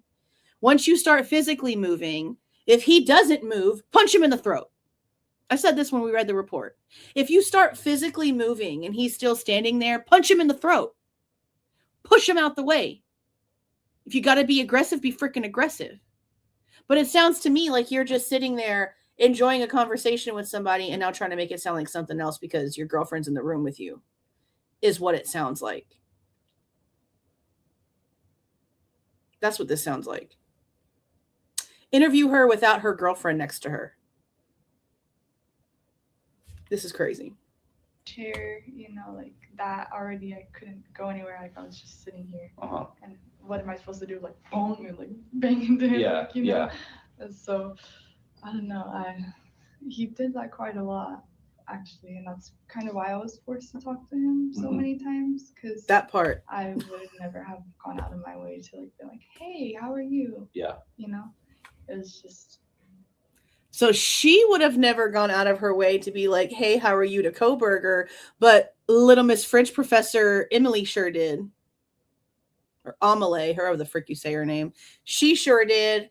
A whole 2 minutes just a waving that arm, just all willy-nilly in the air like a arm flailing, waving thingy-mabobber that you see outside of your local vape shop. Okay? You know what I mean? The flailing arm guy. Like that, just trying to get his attention for 2 whole minutes. You know, just lovely. What am I supposed to do? Like boom, and like bang into him? Yeah, like, you know? And so I don't know. He did that quite a lot actually, and that's kind of why I was forced to talk to him so many times, because come on, bro, I would never have gone out of my way to like be like, hey, how are you? Yeah. You know, it was just the times I felt like I was close. To, so. Me lie. Me lie. Yes, bitch, we know you're a liar. Thank you. Her name calls her a liar. The lady, the French professor lady, if you separate her name out, me lie. Yeah, you're a liar. You're so a liar. It wouldn't escalate things. Oh my God. Very much of a mediator, so. Sure. I don't know, but also, I don't know. I'm like, that also could have made it to a scene where, you know, I tolerated him, you know, but also could have made it seem to where I didn't speak up for myself as much as I should have. But I mean, at the same time, who really knows how it could have gone if I did? Yes, that guy. So, as long as I was telling my boss everything, I felt like that's all I really needed to do, not really interact with him. So 30 reports? Just like the comment said, are we going to have 30 reports? I look forward to reading them. Yeah, for sure. Something I meant to do at the very beginning, and I completely forgot it. How, or partly to this, how are you doing with everything? I mean, it's got to be pretty rattling to. Yeah, I haven't went back to work yet. I'm currently in like a moving out situation too, and looking for a place to live. And then, yesterday was my first day back on campus, and I honestly did feel a little scared being here, like looking at my building, scared. Like, why would you be scared on January 10th, 2023, if Bryan is in jail and you think he's the guy? And you're telling the cops all these things. Why are you standing in the building scared? live. And then, yesterday was my first day back on campus, and I honestly did feel a little scared. Very weird. Like looking at my building, scared, like not really wanting to go in there yet, but probably like the chain of custody. Life goes on, he's not there, so I have no reason to be scared, but I still feel scared. That's understandable, and it sucks. I mean, yeah, I wish there was something we could do or say to make you feel a little bit safer, but I mean, we are literally doing everything that can be done. Yeah, and I did want to talk to you guys too. I wanted to reach out, just kind of once everything didn't feel so stressful, since I am moving out and everything right now too. Sure. Yeah. Makes sense. So she reached out to them. They don't have a whole stack of reports, and they reached out to people that wrote reports. I mean, that's the whole point, is if you have something to say, you reach out to the police, which is duh. Like, I'm not saying it like that. I'm saying it like, don't they have a bunch of reports? Didn't they get information from WSU? Don't they have a stack of these complaints that they're working from to interview people? Why are they reaching out to the police? That doesn't make any sense. Okay. Just kind of once everything didn't feel so stressful. It sounds like, since I am moving out and everything right now too. Sure. Yeah. Makes sense. But I'm glad that we did get to talk. Do you feel, and this is like obviously not related to like this, I guess, do you feel like you have enough like resources and support from obviously you and those around you? Yeah, okay, especially my boss. They have been reaching out. They've also been having a lot of Zooms and how to go about like reacting with like the new incoming grad students, because he was a TA, like regaining that trust back, like, like with the students and the employees, like all that's very important, because I'm sure it's not just us that's feeling like that too. Like he was an actual TA that encountered a lot of students, probably helped him too. And so, they're all just kind of rethinking that. And then there's also been Zooms talking about like legal documents we might have. And then there's been Zooms talking about like, I'd like to hear those meetings. Just, everything, and so. Sure. And I know this is probably stressful to think about again. And it's obviously interactions with a human you'd probably rather not think about or remember, right? So I totally understand that. And when we're kind of honing down some details, it's just basically because we're just trying to get a specific, so we make sure we have the picture in our mind, right? I kind of want to talk about or clarify, I guess, when you were going to go, was outside to take something out, I want to say, and he was walking by the building and looked in there and made eye contact with you? No, I was just grabbing my backpack.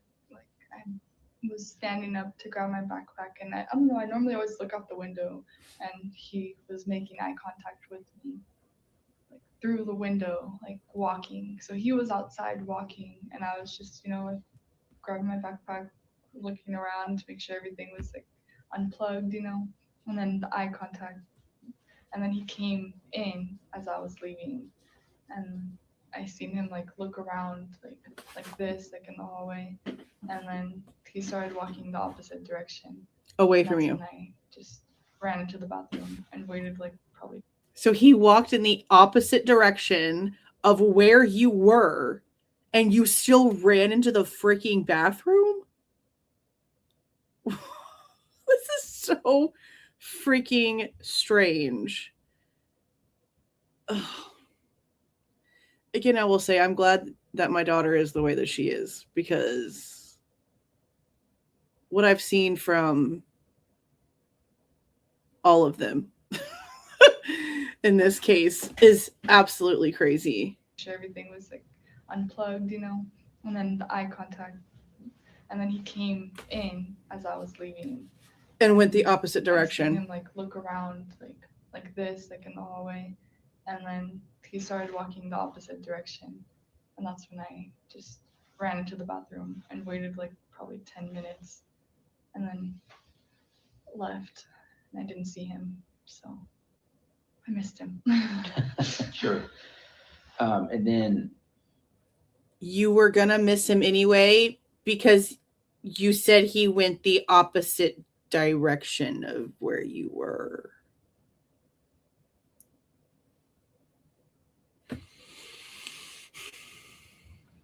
is there any other instance that stands out to you? Because it sounds like they're all uncomfortable, right? Is there anything else that stands out to you as like exceptionally or awkward or where he was being exceptionally forward or anything like that that you haven't already mentioned at least? No, I think that's everything Okay. except for, you know, some things did happen multiple times, like the cornering and the like just standing there waiting for someone to talk to him. It's just weird because he's just standing there. It's weird for him to have manners and not want to interrupt people. Holy shit, that's crazy. You know, some things did happen multiple times, like the cornering and the like just standing there waiting for someone to talk to him. It's just weird because he's just standing there staring at us like, oh, we're working, you know, like, yeah, what is he doing? But it's not like we can be like, get out of here, you know, like, why are you just standing there? So we're just like, like, did you need anything?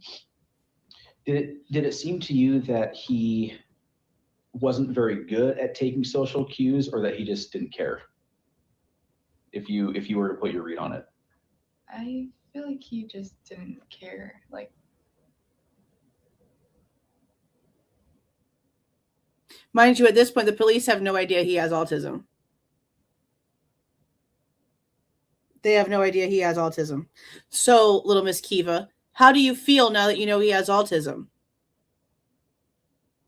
About your statement right here? Because you just insinuated something that most people that are dumb as frick are going to take as incriminating because of your uneducated answer. Wasn't very good at taking social cues, or that he just didn't care? If you were to put your read on it. I feel like he just didn't care. Like, he was very social in a lot of environments, and especially ones that he, you know, I feel like people know morals, but he didn't really have any kind of thing, especially in his mind. According to the professor, she took offense to how against sexual offenders Kohberger was. I'd say his morals are probably pretty high. I don't know if she means that word here. And especially ones that he, you know, I feel like people know morals, but he didn't really have any kind of thing, especially in his mindset, you know, the way he viewed things. Like, I think he was more of like a power hungry, like, you know, like tried to use his power as much as he can. Like, he's Give us examples. Over everyone, like it doesn't really matter. So it was kind of just in his mindset, the way he took things. But I feel like he definitely knew that like they were being hinted at, you know, but that's just not how he saw them because he thought like that. Now, I listened to this off to the side while it was recording, and I don't recall any situations that she brings up that shows he has no morals. She doesn't give any examples of what the hell she's talking about here. He's superior over everyone, like it doesn't really matter. So it was kind of just in his mindset, the way he took things. But I feel like he definitely knew that like they were being hinted at, you know, but that's just not how he saw them because he thought like that. Thought like what? Did you ever, and maybe not even just with you, but were you ever around when he had kind of an outburst or he demonstrated anger at how something went or lack of attention? Or did you ever see him kind of emotionally act out? No, it was more the facial expressions. No. Like me as an empath, I can feel. I'm so not even. See, I didn't hear this part. Everybody's an empath. Everybody's an empath. No, you're not. No, you're not. You're a gullible duck, Miss Ma'am. Empaths are not gullible ducks because they follow their intuitions. Therefore, no, the frick you are not. No, the frick you're not. Shut up right now. But notice what she also just said. There was no emotional outburst. There was no sort of violence, anything. He just made facial expressions. Okay, so if Dylan can have a resting bitch face and it be okay, then Kohberger can make facial expressions whenever he's not satisfied with something. Why is that a big deal?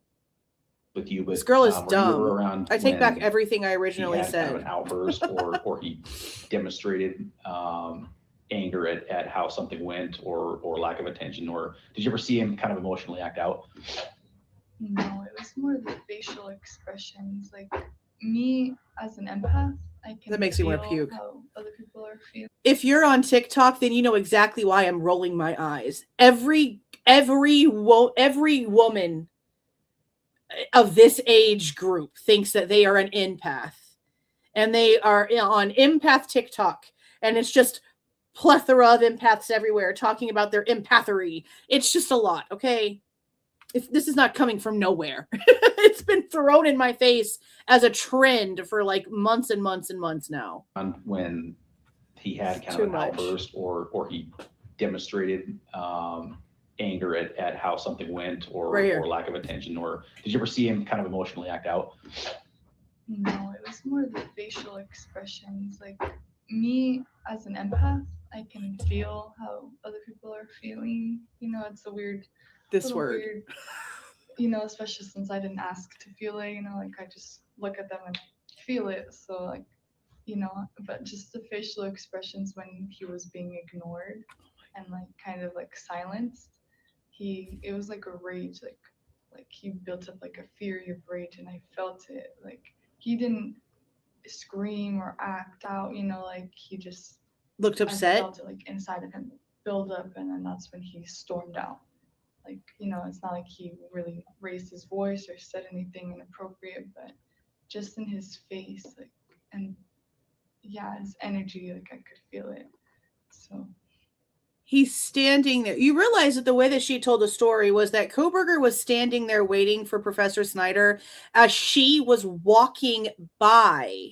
And then she walks into the classroom to then tell Professor Snyder something about Kohberger being outside. So he also watched this girl get talked to before him as he was sitting there waiting his turn so that he didn't interrupt Snyder. So then he walks in, he still gets ignored. He sits down, he still gets ignored. The people that are coming in after him are getting talked to. Don't you know what it's like whenever you go to like a restaurant and you're paying attention, right? So then you go and you sit down, and you know when you ordered, and you know about when the tables around you are being seated, and about when the waitress is coming up with their order, and you see like 2 or 3 tables maybe getting their food in front of you. Don't you get pissed off because you know that you were there first? And you haven't said a word, and you've just been waiting, and you've been telling the waitress every time she comes by that everything's fine and perfect, thank you, and you've not said anything, but you're being skipped over. And it's usually because there's something wrong in the kitchen and nobody told you anything, or somebody forgot to put the slip in and now you got to give them the whole order all over again. Yeah, you get aggravated. It's just an example. Because you know I got to go to food. Wouldn't you be mad? Wouldn't you be mad if you were standing there trying to get some information from your boss? And the pretty girl that walked in after you got all of his attention. And so you tried to make sure that he knew that you were still there, and you still were being respectable, and you were still being well-mannered and not trying to interrupt him. So you just sat down and you just waited for the conversation, and then you still got treated like shit. Would you not be mad and walk out and feel, exude a little bit of anger? This girl is not very mature for somebody studying such a very serious subject. She probably should get into a different field. Scream or act out, like I felt it like inside of him build up, and then that's when he stormed out. Like, it's not like he really raised his voice or said anything inappropriate, but just in his face, like, and yeah, his energy, like I could feel it. So I definitely know that it's there, he just uses it wisely. Like, I feel like he's very precautious of how he acts when he thinks he can get away with something. Because he's also very good with his words, which is why, they had so many talks with him and he still continued to work there, So obviously he has to be good with his words, because even Mr. was telling me that, like they've talked to him, and like he was good, like, he sounded promising, changing, but then why would this keep repeating kind of thing, So I feel like he knew how to manipulate it in the way he wanted it to go, but Or they just never found a problem that they could actually sink their talons into. And it's not as serious as everyone else keeps acting, or that. That's why, they had so many talks with him and he still continued to work there, So obviously he has to be good with his words, because even Mr. was telling me that, like they've talked to him, and like he was good, like, he sounded promising, changing, but then why would this keep repeating kind of thing, So Why I is feel Snyder he telling knew you stuff about how another to student? manipulate it in the way he wanted it to go, but I could still feel his intentions, because I could still feel how he was feeling. And when you, that time, I can't deal with this she chick. was ignored. It sounds like you described it not just a little bit upset because nobody was listening to him, but you described it as like a rage or a fury. Like, you he could made this sense. weird face, like I don't know how to, like I don't know if I could make it, but No, it was like this. Like, God forbid made he that be face. upset. And then like he would just like got up and he was like all stiff and he was like and he stormed out. Like, that already was enough sign to me, like he was full of anger. I mean, Did you not hear yourself describe the situation? These people are so clueless. like, Clueless. He got up and he was like all stiff. Clueless. And he stormed out. Like, that already was enough sign to me, like he Yeah. was full of anger. I mean, I've dealt with a lot of angry people in my life before, and so it doesn't take much to know one, but She's a little ridiculous. Sure. He's just like, yeah, chick. Right. Sounds like you had quite a series of less than pleasurable contacts with him, which is, I guess. yeah, I couldn't say any Hardly. pleasurable. Yeah. How many people work in the office that you work It's just us three, me, Didi. They both have rooms, but mine is just in? Like, they have offices? Yeah, they have offices, and I have 2 computers. Like, I have a desk, but theirs are just, they have doors. My office door is the door to the office, actually, to come in. Don't take this as the title, but is it almost like you're kind of like a reception area? Like, if you walk into the office, it's like it basically walks right into you? Yeah. Okay, and then they have their own like offices. To the sides. Okay, Yeah, and then so there's- once you there's come windows? in, you're looking at me. Okay, Yeah. all right. So like you'd be sitting here, we open that door, it'd be like, oh, it's Yep. directly to you. Okay. Mhm. And then there's windows that you can look out of, Yeah. because that's that how are you guys looked at each other. to the cub, yeah. Okay. So he was walking like, to go up the stairs, Sure. those huge stairs that go to the building. Yeah, he was walking right there and like looking for something until he made eye contact with me, and then he came in the building. Okay. So. And I'm just trying to. So he was looking around and they happened to just like have a fleeting second of eye contact. And then he walked into the building and then went the direction that he was already going and did not detour himself to then go find her. He went the opposite direction of her. So even after he noticed her, he still didn't go look for her to talk to her. He went on with his freaking life. Oh my God, I can't. This is so horrible. Right there. and like looking for something until he made eye contact with me, and then he came in the building. Okay. So And I'm just trying to get a sense of what it looked like yeah. in there. So it's you three typically in there. What was Dan's last name? Me. Okay. And then real quick. Okay. So I'm assuming Dan spelled.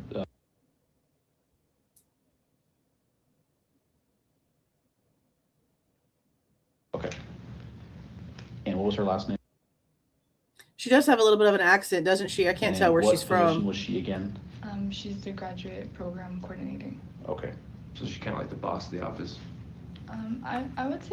Because I don't think that's just like a region of the United States accent. It sounds like it's an accent.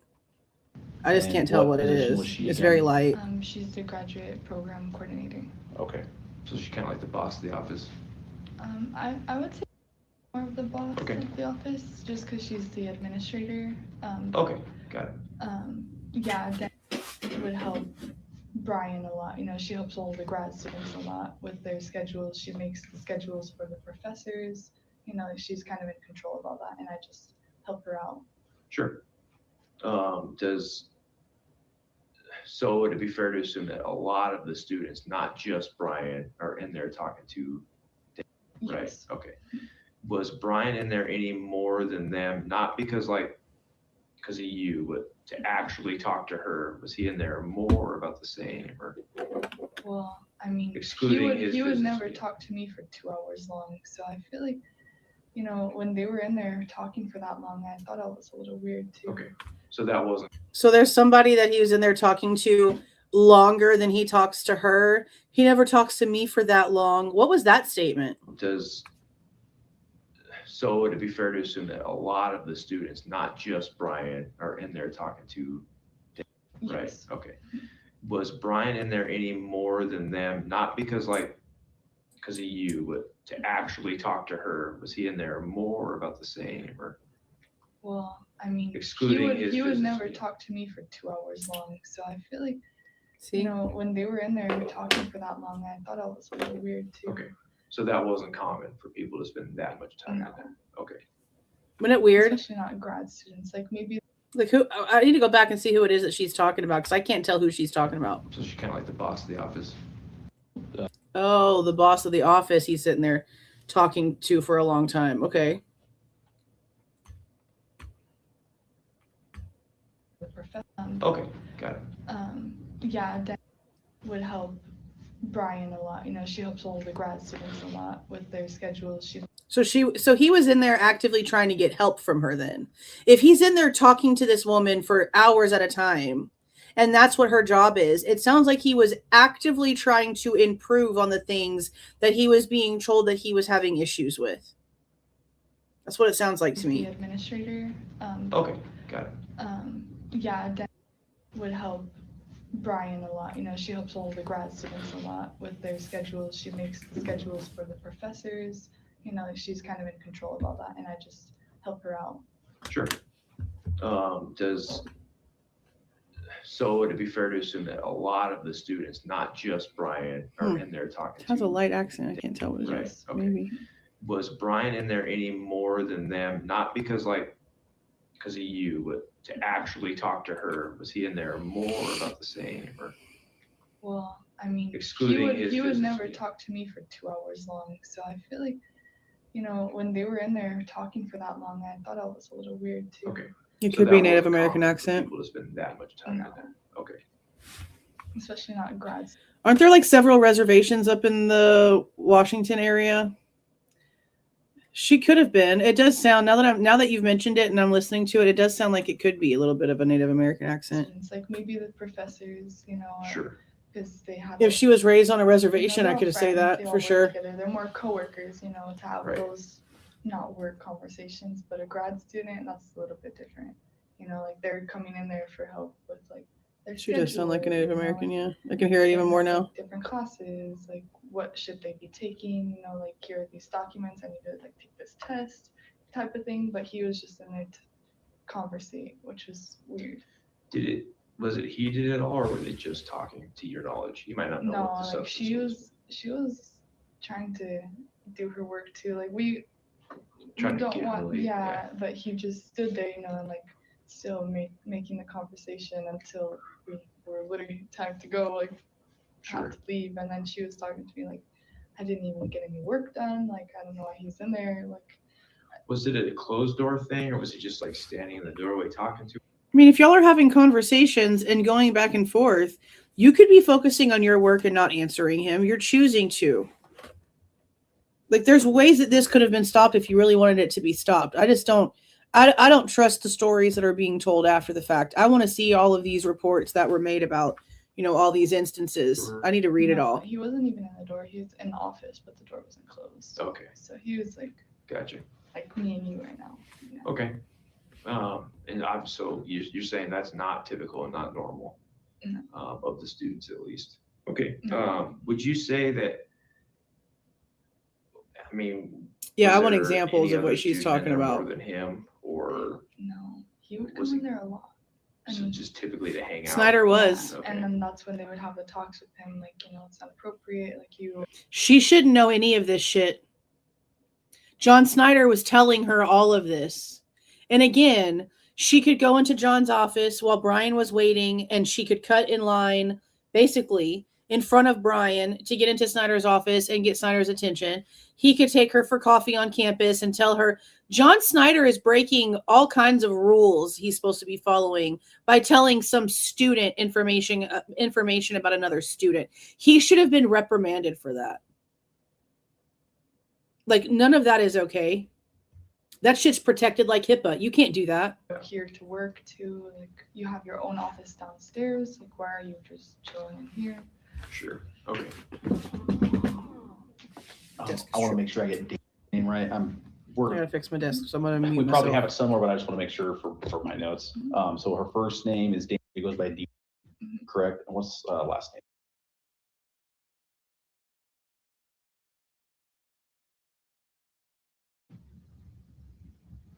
And what's her title? She's Or role or whatever. She's the administrator. Okay. You said she was kind of more the boss of the office. I want to say, right? Yeah. I mean, there might not be the actual boss, but you know, somebody who. Yeah, just kind of the. And what building and room was what her section? Yeah, I heard it. Well, we all shared, like, and then I think hers was A and Dan B. In which building? What's that? There were no tips about Bryan. They went back into all of the tips that they received prior to 12/19, and there wasn't a single thing in there from anyone about him at all. We've already got some of this in here. When like the news kind of came out of what happened in Moscow, did Bryan act any different after that? I think that's when he wouldn't come in as much, honestly. That's kind of when he kind of stopped coming in as much. And, you know, we were like, oh, that's good. Like, maybe he's finally getting the hint. But See, now this is what they're going to do. He was being reprimanded for grading too hard. He was being told he needed to lighten up. He was being told that he wasn't wanted to be around in conversations. So he was having to change his routine, stay away from certain places, go around certain places, not go into certain rooms, not talk to certain people.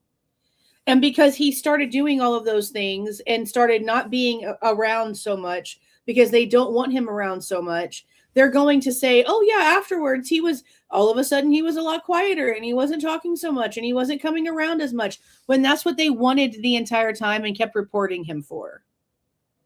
So when he complies and stops coming around so much, oh no, it was after 11/13, it must mean he's guilty. It's the weirdest shit. And the crazy part too is that she's going to acknowledge that and she's going to be like, well, I just maybe thought that maybe it was because of everything that was going on at the school. It was. But she's going to bring it up into this situation like it means something, which I just find crazy at the same time. We've already got some of this in here. when like the news kind of came out of what happened in Moscow, did Bryan act any different after that? I think that's when he wouldn't come in as much, honestly.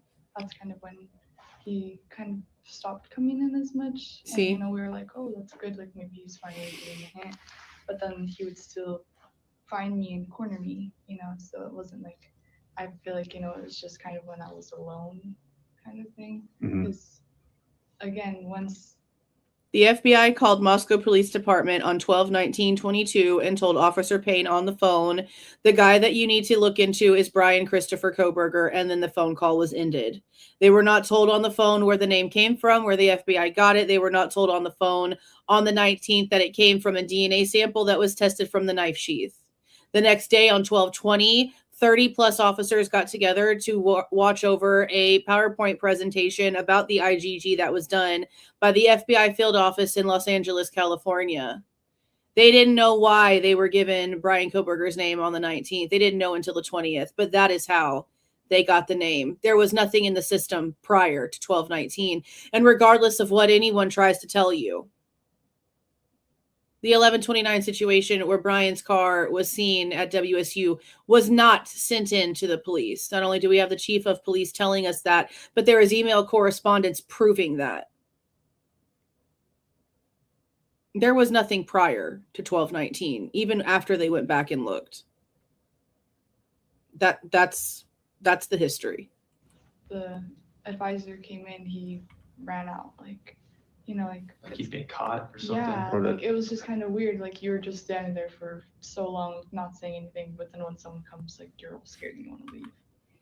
It's so weird. You let somebody hover behind your shoulder and look over your computer screen for 30,000 years before saying a single word, and you still don't say anything until somebody else comes in the room, and then suddenly somebody else comes and he leaves.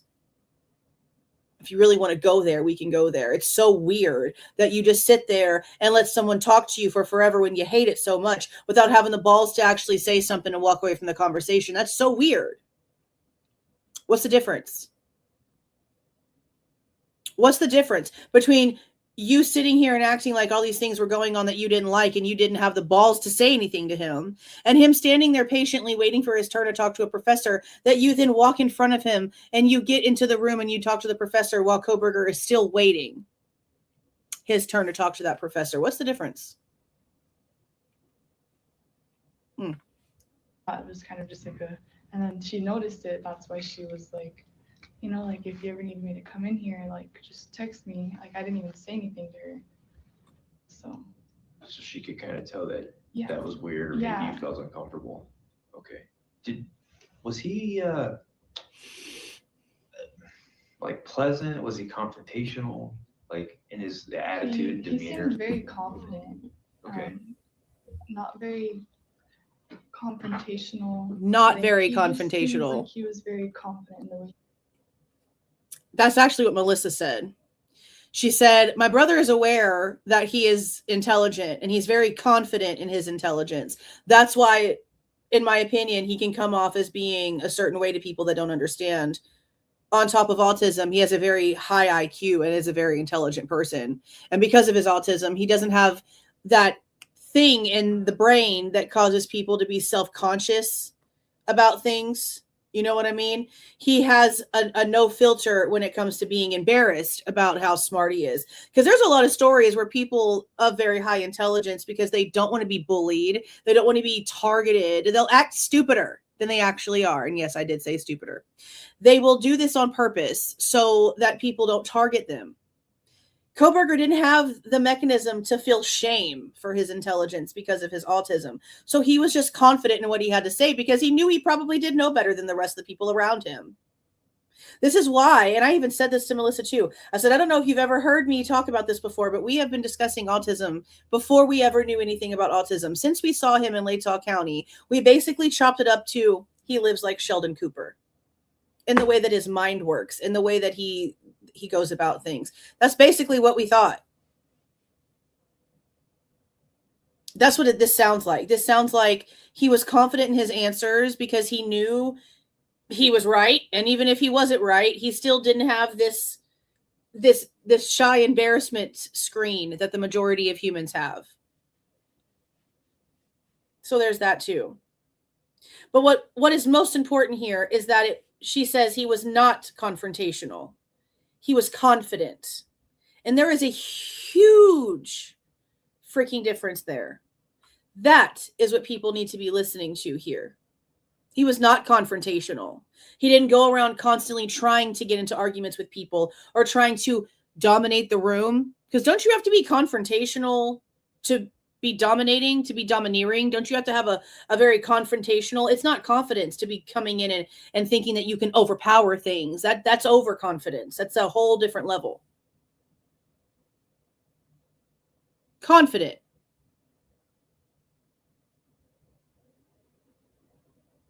But didn't go looking for a fight. Didn't go trying to just start problems. Not confrontational. That's extremely important. Weird, like you were just standing there for so long, not saying anything, but then when someone comes, like you're all scared and you want to leave. Thought it was kind of just like and then she noticed it. That's why she was like, you know, like if you ever need me to come in here, like just text me. Like I didn't even say anything to her.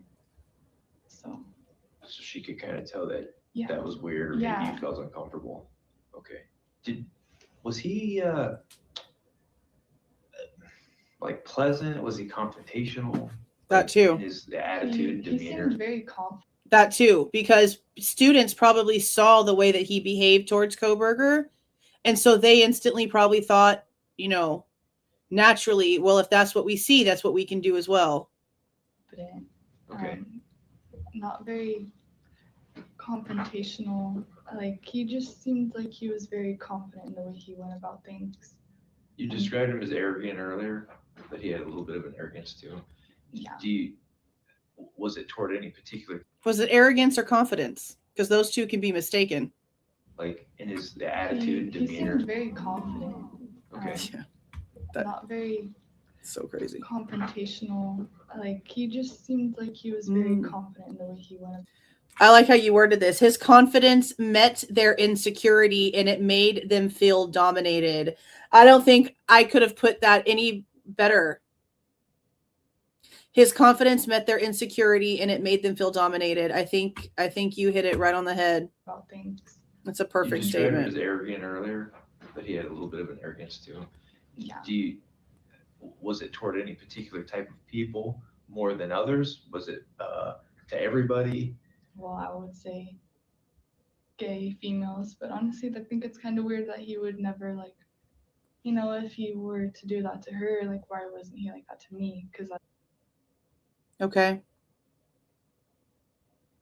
Now, while I do agree with this statement, I don't at the same time, because she's also bringing up all these scenarios that with her backhanded her backhanded comments, you can tell she thinks in her back of her mind that what she's saying really doesn't have any relevance, but she's still saying it. She's still putting out the insinuations that these are the situations and this is how they look now to me. That's where my problem is with her. But the being quiet part, for sure. The being quiet part, for sure. Oh, yeah, for sure. He had a little bit of an arrogance to him. Yeah. Was it toward any particular type of people more than others? Was it to everybody? Well, I would say gay females, but honestly, I think it's kind of weird that he would never like, you know, if he were to do that to her, like why wasn't he like that to me? Because I pretty much told him no. Like. Exactly. If he was actually homophobic, that means he wouldn't cherry pick the people that he was homophobic to, yeah? He'd be homophobic to everyone that was part of that community. Yet he wanted to talk to her all the time, was trying to get her attention all the time, was trying to speak to her about all kinds of different subjects, and only had an issue with the lesbian who didn't want to hear his opinion, that threw a whole big fit, that marched out the room, that went crying to her freaking professor on some bullshit, and tried to smother the entire office with a bunch of gay flag stickers. That's the person that he has a problem with. He has a problem with the person that makes their sexuality their entire identity. I have problems with people like that too. Big ones. Because that shit don't matter. So it's not homophobic. He didn't like the girl because she was an arrogant shithead. And I love that she made that point there, because how can he be homophobic if he's only homophobic towards one person? It's not homophobia. They don't get along because she sucks. I mean, I showed you what she looked like. I mean, come on.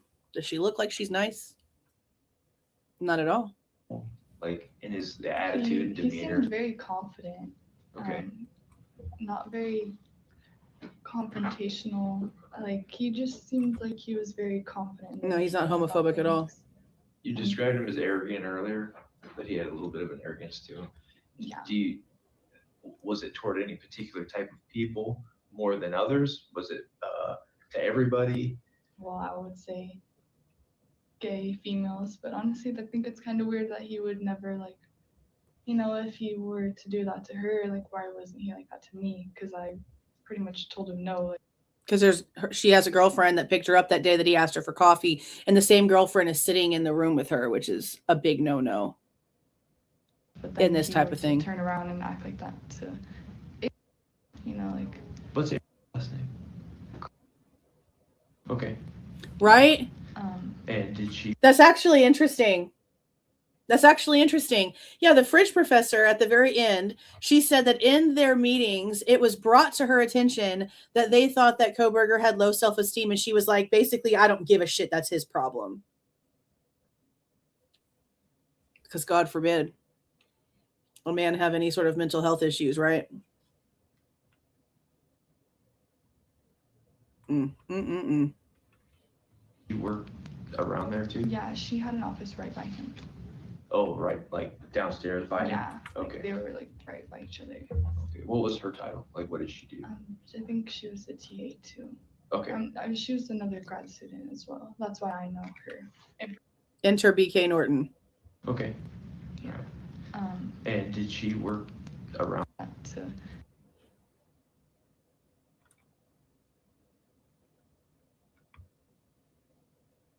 But then he were to turn around and act like that to, you know, like. What's your last name? Okay. Yeah. And did she work around there too? Yeah, she had an office right by him. Oh, right, like downstairs by him? Yeah. Okay. Like, they were like right by each other. Okay. What was her title? Like, what did she do? I think she was a TA too. Okay. She was another grad student as well. That's why I know her information, because I have to know all of them. I make little pictures of them, and like their names. Yeah. So, you know, kind of have to know everyone. I have their all files. You know, I file all their information. Okay. So he might have been a little bit more, at least by your recollection, he might have been a little bit more arrogant or condescending to females, especially if they were like gay females. He didn't. That was his thing. He didn't like that. No, it was just one. And you said he made a big deal about the See? like pride. No, it was just one female because she sucked. Their information. Okay. So he might have been a little bit more, at least by your recollection, he might have been a little bit more arrogant or condescending to females, especially if they were like gay females. He didn't. That was his thing. He didn't like that.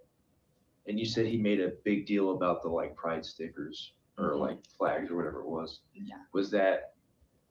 Did he come in like to your guys' office and like pitch a fit about that stuff? No.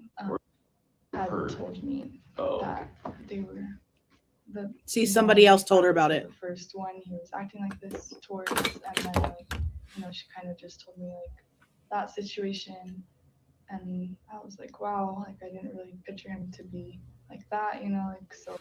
So because it's two lesbians, okay, that's where now we understand it. So the Stickergate situation, we're going to call it Stickergate because it's a WSU Stickergate. The WSU Stickergate situation happened prior to the coffee situation with the girl. So when this lesbian girl goes in there and talks to the office because another lesbian chick has already come in there and had an issue with Kohberger, they instantly overreacted to this lesbian girl thinking that it's like a homophobia type situation. I get it now.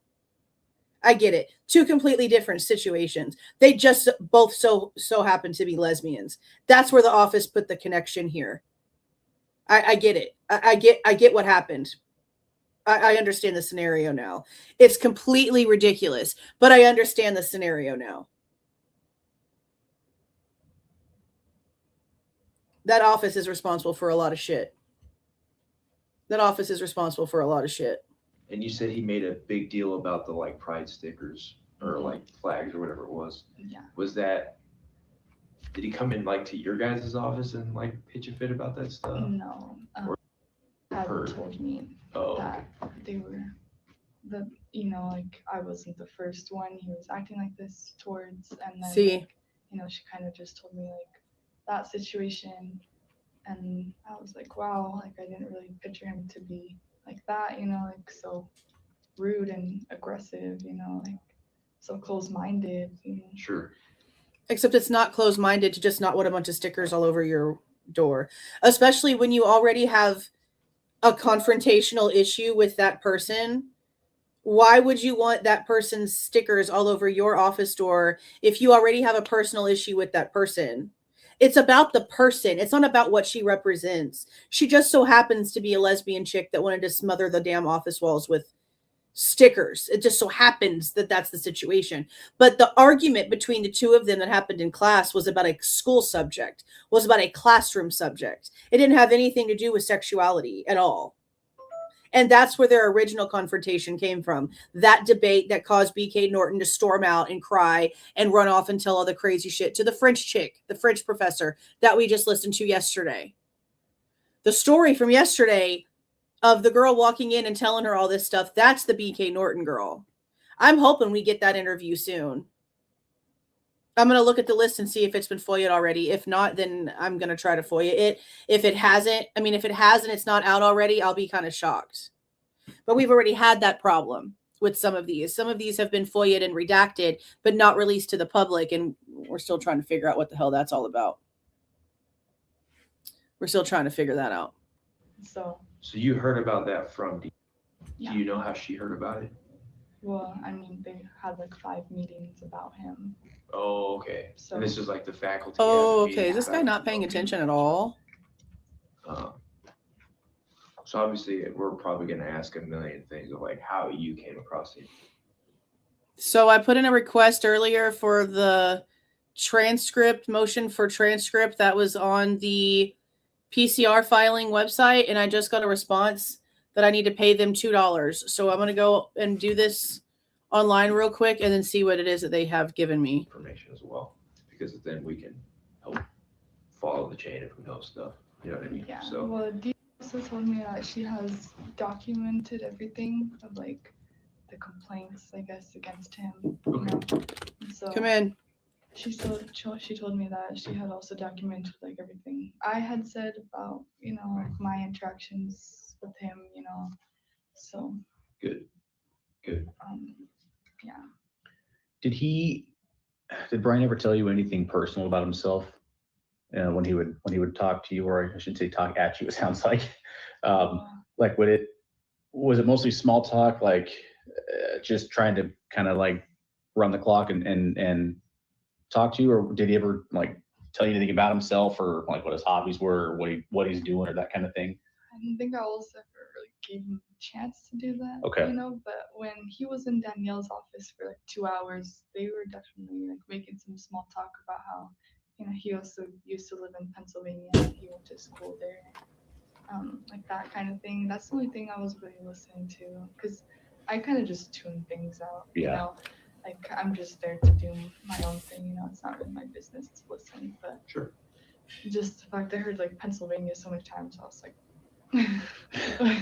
Yeah. But yeah, he was in there for a while, 2 hours. I remember counting it because I was like, what is he doing? Why is it your business? Why do you care? Why are you watching?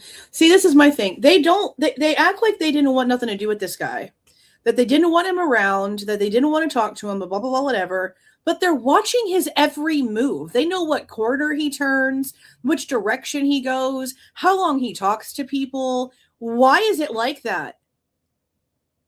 Like, that's just creepy. They literally turned into like stalkers. Yeah. Like I'm just there to do my own thing. It's not really my business to listen. But sure. Just the fact I heard like Pennsylvania so many times, I was like, yeah. But It's not your freaking business, like you just said. Wow. Yeah, he was in there for a while. That's why I'm sitting here. That's why I'm telling you that girlfriend of hers should not be sitting in that room. I promise you this. If her chick was not sitting in her room with her, if her romantic partner was not sitting in this room with her, I bet you these stories would be being told a bit differently. And I feel like the only reason why she even said anything about him asking her for coffee the next morning is because her girlfriend was picking her up and saw him outside. And she probably asked what he wanted. And she told her girlfriend that he asked her out for coffee. And her girlfriend threw a bitch fit. That's probably exactly what happened here. My God. In my business to listen, but Sure. just the fact that I heard like Pennsylvania so many times, I was like, Yeah. but yeah, he was in there for a while, 2 hours. I remember counting it because I was like, you know, what is he doing? Stalker alert! Stalker alert! Did you ever see him when you would describe him or when he brought up a situation where he was kind of stressed out or like under a lot of pressure and experiencing stress? Just that one time that he was ignored. Okay, so So even when you rejected him, you never saw a scary facial expression or anything like that. See my point? She only has one story of him being anything other than furniture. And it just happens to be when he's tired of being treated like furniture.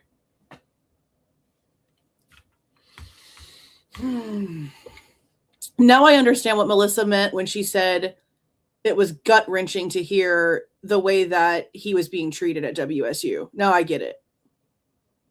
I get it. Where he was kind of stressed out or like under a lot of pressure and experiencing stress? Just that one time that he was ignored. Okay, so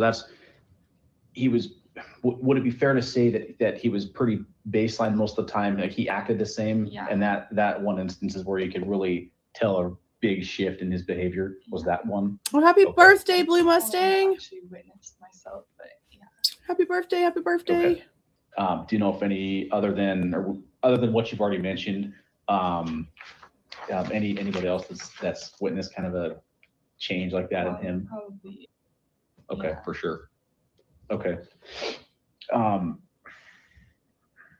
Were there any other things that may, like, after the murders happened, did anything else about him change, like maybe the way he dressed or his hygiene or anything like that you would have noticed? I'm not asking you to know everything about this person. No, he definitely looked a little bit more tired though. You know, like he also seemed like, you know, like he would walk around like with so much confidence, like I was saying. But then like after a while he stopped coming in the office as much, which is when I think back on it, like it was probably around that time, you know. Because the letter about his improvement plan was written in mid-November. All of his behaviors around the time frame of all this stuff literally all lines up with everything that was going on in school. It's like they literally reverse engineered everything and made every little thing that he ever did or said look suspicious when it's not. And again, he's complying. He's doing what he was told to do, which is not going in the office, figuring out ways around things, working out other things. And now it's being used as, oh yeah, but this is when he stopped doing this and stopped doing that, so it looks bad, even though we told him to. The fact he listened and did what he was told is so freaking suspicious, bro. I've got to tell the cops. That's all I hear here. That's literally all I hear here. Thank you for the $4.99, Lady Di. In college, BK would have to tell them of his ASD himself and seek support from Student Disability Office for accommodation. Right, but this chick would have no idea about that because she's just a student. So him going in there and sitting in there with the lady who's responsible for those accommodations and scheduling for 2 hours, that makes even more sense because he's sitting there probably telling her about all the things that he needs to have done, or they're trying to go through resources and figure it out. If they're having a conversation about accommodations and that's her position, that's her job, having a 2-hour meeting makes complete sense to me. I remember having meetings for my kids in elementary school. Granted, it was the school always trying to push on literally almost every kid who had a personality that they needed to be on some sort of Ritalin shit, which, you know, thankfully we stayed away from the steroid stuff and eventually off of the freaking medications altogether because it was all bullshit. And I was young and I didn't really know the freaking difference. I thought the schools had our best interests at heart, and hell no, they do not. Public schools do not care about you. Don't let anyone lie to you, okay? But I remember those 504 meetings, and they were long and detailed, and we went over things and had to sign things in triplicate, and yeah, they take a while. So if that's the kind of meetings that he was having, then yeah, they'd be 2 hours long. And why is Chick listening? Maybe him talking about Pennsylvania so much is talking about back in school in Pennsylvania, back in my Pennsylvania high school, my Pennsylvania accommodations were this. Maybe that's the conversation. So interesting the way this all ended up going. So interesting. But then, like, after a while, he stopped coming in the office as much, which is when I think back on it, like, it was probably around that time, you know, because I remember Dad asking me if I was okay because of, like, all this happening. And I was like, yeah, like, you know, obviously that's scary, but, like, I'm okay. Like, I didn't know them or anything, like, so I didn't have a like emotional connection to it. It's just more like 99% of people that did have an emotional connection still don't freaking seem to show any sort of emotion towards it. So, you know, you'd fit right in regardless. No, obviously that's scary, but like I'm okay. Like, I didn't know them or anything, like, so I didn't have a like emotional connection to it. It's just more like scary that it's so close, you know. But that's why we do and have since 7 years ago now. Yep, that reason right there. As far as I'm concerned, my youngest will never step foot into a public school. He will never step foot into an institutional establishment when it comes to education until college. Then he's going to be able to go do whatever he wants to do. But when it comes to your basics, no, hell no. Not after everything we've dealt with. Hell no. I noticed that he was like, he looked very tired, and you know, he walked around with so much confidence before, but this time he seemed like very like kept to himself, like, you know, like, and that just seemed kind of weird. But then in my head I thought it was just because the bosses have been giving him so many talks, you know. See? He didn't want, like, you know, maybe it was actually clicking in his head, like, you know, he's making people feel uncomfortable, like you shouldn't just go and do that. So maybe. See, when it was happening, I figured it's just because of everything going on with class. That's what it was. See, now that his name is in lights, now they want to change what their original thoughts were to make it fit. When the first assumption was the right one. Reverse engineered all the way down. All the way down. Scary that it's so close, you know. Crazy. But because her chick's right there. I noticed that the girl she has to go and sleep next to every night is sitting right there next to her. That's why. They didn't separate the witnesses. They didn't separate the 911 callers, and they are allowing mommies to sit in and grown folks interviews, and now the girlfriend. Mind you, this is now Idaho State Police. Walker and Henley. This isn't even Moscow over there having this conversation with her. And they're still just as incompetent.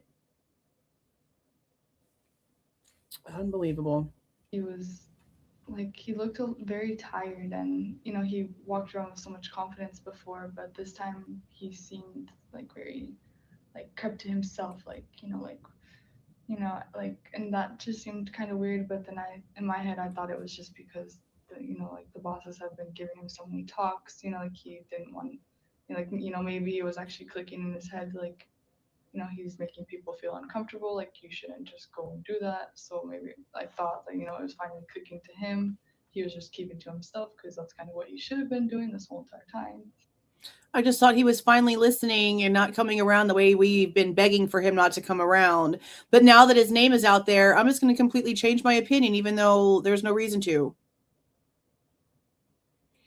But, you know, now that you've mentioned it, it was kind of like an abrupt like change in how he was behaving too, because he normally wouldn't have acted like that. But you know, also with the reinforcement given by the bosses. But then again, he also wasn't. Again, the letter, we have it in the ISP photos. I think the second to last, not the drop that came out that had the ones that they removed, but the one that had all of the Idaho State Police photos of his apartment. The letter is in there. Let me go see if I can pull it up and find the date on it, because it was written like around the middle of November. So it would have been around the exact same time. And it would have definitely caused a reaction in him to be more withdrawn, to not be going around people if he's trying to follow his plan. That's why this is so crazy, because like the timing all adds up for why his behaviors would have changed at school that have nothing to do with the situation. It's just insane. Very compliant with I'm gonna try to pull the him up. suggestions that they had for him either. So, Do you know which bosses talked to him? Oh, I forgot I gotta Know pay for this who thing. Specifically spoke to him? Because you said it had happened at least 5 times, right? Or around 5 times. I'm sure that the chair had to be involved in all of it. Okay. And she's probably the one that made like the main calls. I'm Okay. not 100% sure, but Sure, yeah, but it would make sense the chair is the decider. okay. Do you know last name?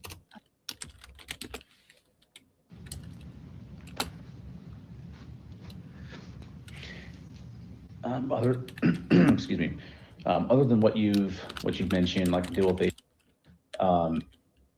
did you ever see him display any kind of bias towards anybody else or any other groups of people or cultures or anything like that? Or was it mostly just that? That's why I thought it was so weird, because I thought, like, you know, if he's gonna act like that to her, why didn't he act like that to me? Mm-hmm.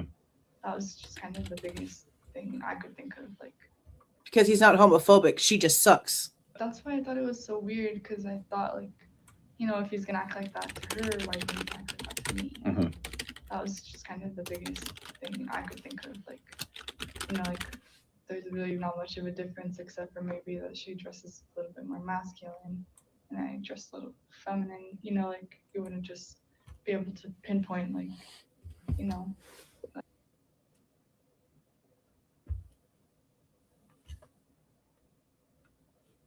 It has nothing to do with how anybody Trying to dresses. justify it in my Sure. head, but Sure. it doesn't really make sense to me.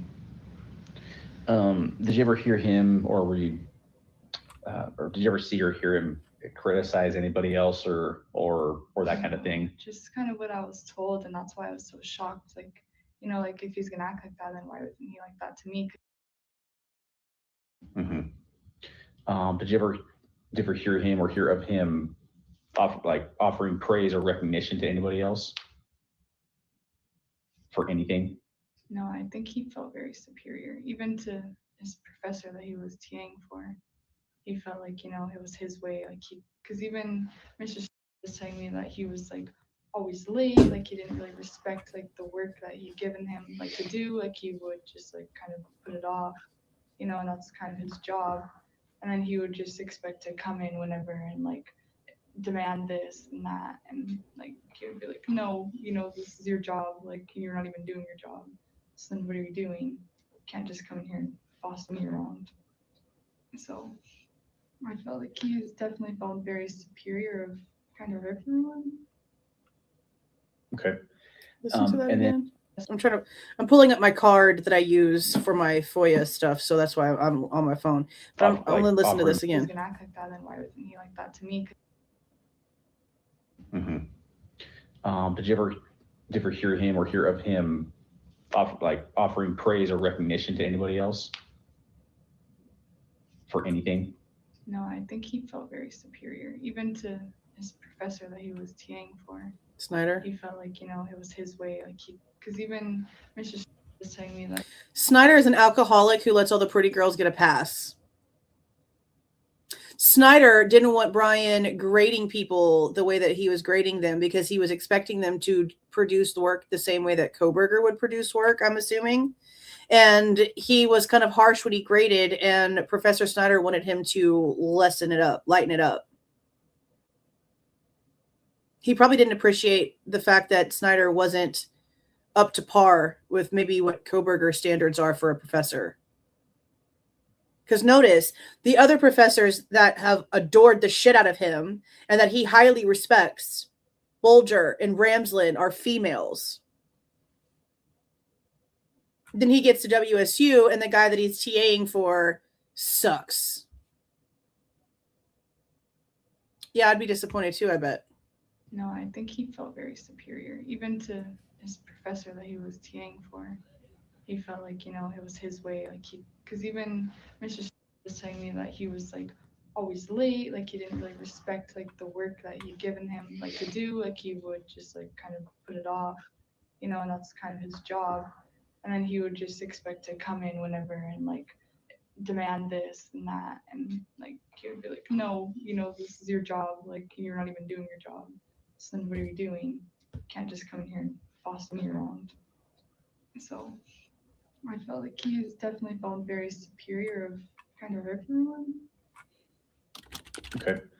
And then specifically after the murders happened, you mentioned he looked, or that was kind of around when he came into the office less, looked a little bit more tired. Did you ever notice him dressing any differently at all? That anything that would like stick out to you? No, I mean, I never really paid attention to what he wore. Okay. But I mean, normally at work, you can't dress bummy, like sweats, t-shirt, like you have to kind of dress somewhat professional because it's also a workplace. So Kind of like a business casual, yeah, slacks. I honestly can't even picture what. Remember the girl that we listened to that was a student of his in his TA class? She would talk about how he was dressed with his khaki pants and stuff like that. I think she had a crush on him. I can't remember what her name was, but we went over that one probably well over a year ago. He's okay. I never looked him up and down like that. Sure. Didn't want to. Yeah, I just invite the attention face. of. It was just the eyes. Like when he would look at me in the eyes, like it was just like, oh, gotta go. Like it creeped you out, kind of. He was very creepy. Like he gave me like creeper, stalker vibes, but I never murder vibes. But I mean, it starts somewhere, So I know it's hard to put feelings like that into words. Like when you perceive someone, or when you, I guess, detect that this guy makes me feel weird. Like this, and he's got some stalkerish vibes. I know it's hard to put that into words, but what can you just tell me what specifically, as best you can, made you feel that way? Him like looking to find me, following me around.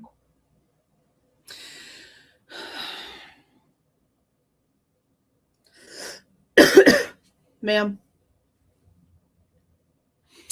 how is him walking outside of a window that you happen to be looking out of and y'all making a fleeting eye contact and him walking into the building and going the opposite direction that you are in? Him looking to find you. Please, I need to understand exactly what you mean by that, because that's not that. No. You don't normally go in the opposite direction of something that you're looking for. That's not typically how somebody normal would do that. So I don't understand. I just don't understand. I guess detected this guy makes me feel weird. Like this, he's got some stalkerish vibes. I know it's hard to put that into words, but what can you just tell me what specifically, as best you can, made you feel that way? Him like looking to find me, following me around, cornering me. That just felt very like, I don't know, like he was like kind of like trying to, like he kind of already had known my schedule and like he kind of knew where I was going to be, so that already was like just really. I don't understand how the professor from yesterday and John Snyder, just off of what we know so far, I don't know how they still have their positions. I don't know how they're still professors. I don't understand it. Especially when, like he was just walking outside, like, I don't know, that part really sticks out to me because, like, I don't know, like, you don't just go around looking in windows, like, when you're walking outside, like, you should be walking towards your destination, but. He went the opposite direction of you. He went in his freaking destination. What are you talking about? Oh my God. It's driving me crazy. Outside, like, I don't know, that part really sticks out to me because, like, I don't know, like, you don't just go around looking in windows, like, when you're walking outside, like, you should be walking towards your destination, you know, like, but the fact he was staring at me and then came inside, like, that was his destination, you know? Right. You dumbass woman. You just said that he came in the door and went the opposite direction of you. You just said that he was walking around, looking around like he was looking for something. You happen to lock eyes out the window because you happen to look out the window at the exact same time. He came in the building and he went in the opposite direction of you. What the frick is happening? What are we hearing right now? Is she having a mental breakdown? You know, so that already was like, especially when, yeah, like he was just walking outside, like, I don't know, that part really sticks out to me because, like, I don't know, like, you don't just go around looking in windows, like, when you're walking outside, like, you should be walking towards your destination, you know, like. He did. The fact he was staring at me and still didn't come towards you. Like, that was his. He still didn't come towards you. He went the opposite way. He was coming for, so that's what scared me. And my, like, she's already admitted she watched him walk the opposite direction before she threw herself into a bathroom stall like a dumb shit.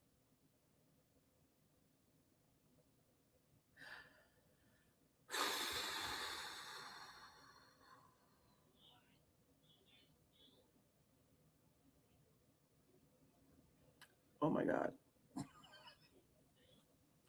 This is so stressful. This is so stressful. when you're walking outside, like you should be walking towards your destination, you know, like, but the fact he was. He probably was. Somebody else said that earlier. Like, mm-hmm. That was his destination, you know. Right. Yeah. That's what he was coming for. So Yeah. that's what scared me. And That's true too. My That's true too. He probably saw himself. And plus, if he was like, how close would you have had to have been to the window to even notice the eye lock? You know what I mean? So that tells me that when she's looking at him, she's looking at him straight in his eyes. Why are you doing that? Get out of his face. Get out of his face. And then came This is inside, weird. like, that was his destination, you know. Right. Yeah. That's what he was coming for. So that's what scared me. And my, like, I'd never really thought like, oh, he's coming for me, like I gotta hide. You know, it was just more of like. But you went into the bathroom, you psycho.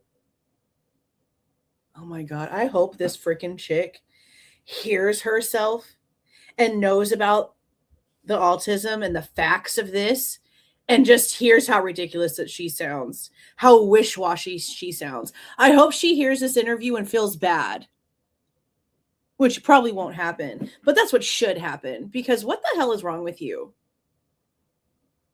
So that's what scared me. And my, like, I'd never really thought like, oh, he's coming for me, like I gotta hide. You know, it was just more. When of, she like, already did. She ran into the why bathroom. did we make eye contact right now? You That's weren't weird. making eye I'm just contact trying right to now. leave, but then again, like, when I have been. I'm just trying to leave. You could have. He went the opposite direction. You could have left. He wasn't coming for you. He was going the other way. Oh my God. Talk to this chick without her freaking girlfriend next to her. Okay. There's no telling the eyeball looks that the girlfriend is shooting her the whole time. Why can't we have this on video? I want this on video to see the eyeball looks coming from the girlfriend. That's what I want. And trying to leave, like, that's when he would. This like, is crazy. invite me to get coffee with him or, you know, something. But Was there more than one time that he like asked you out, for lack of a better term, right? Because you said he asked you to coffee. yeah, and then he would always be like, oh yeah, like we need to catch up about like neuroscience sometime, like pick your brain, like stuff like that. And I was just like, So you've only got one story? You're telling me right now that you've got one story of him asking you out for coffee, and you've got one story about neuroscience, but you apparently had 30 interactions with him, and the only thing that you can tell us is about the same 2 interactions over and over and over again?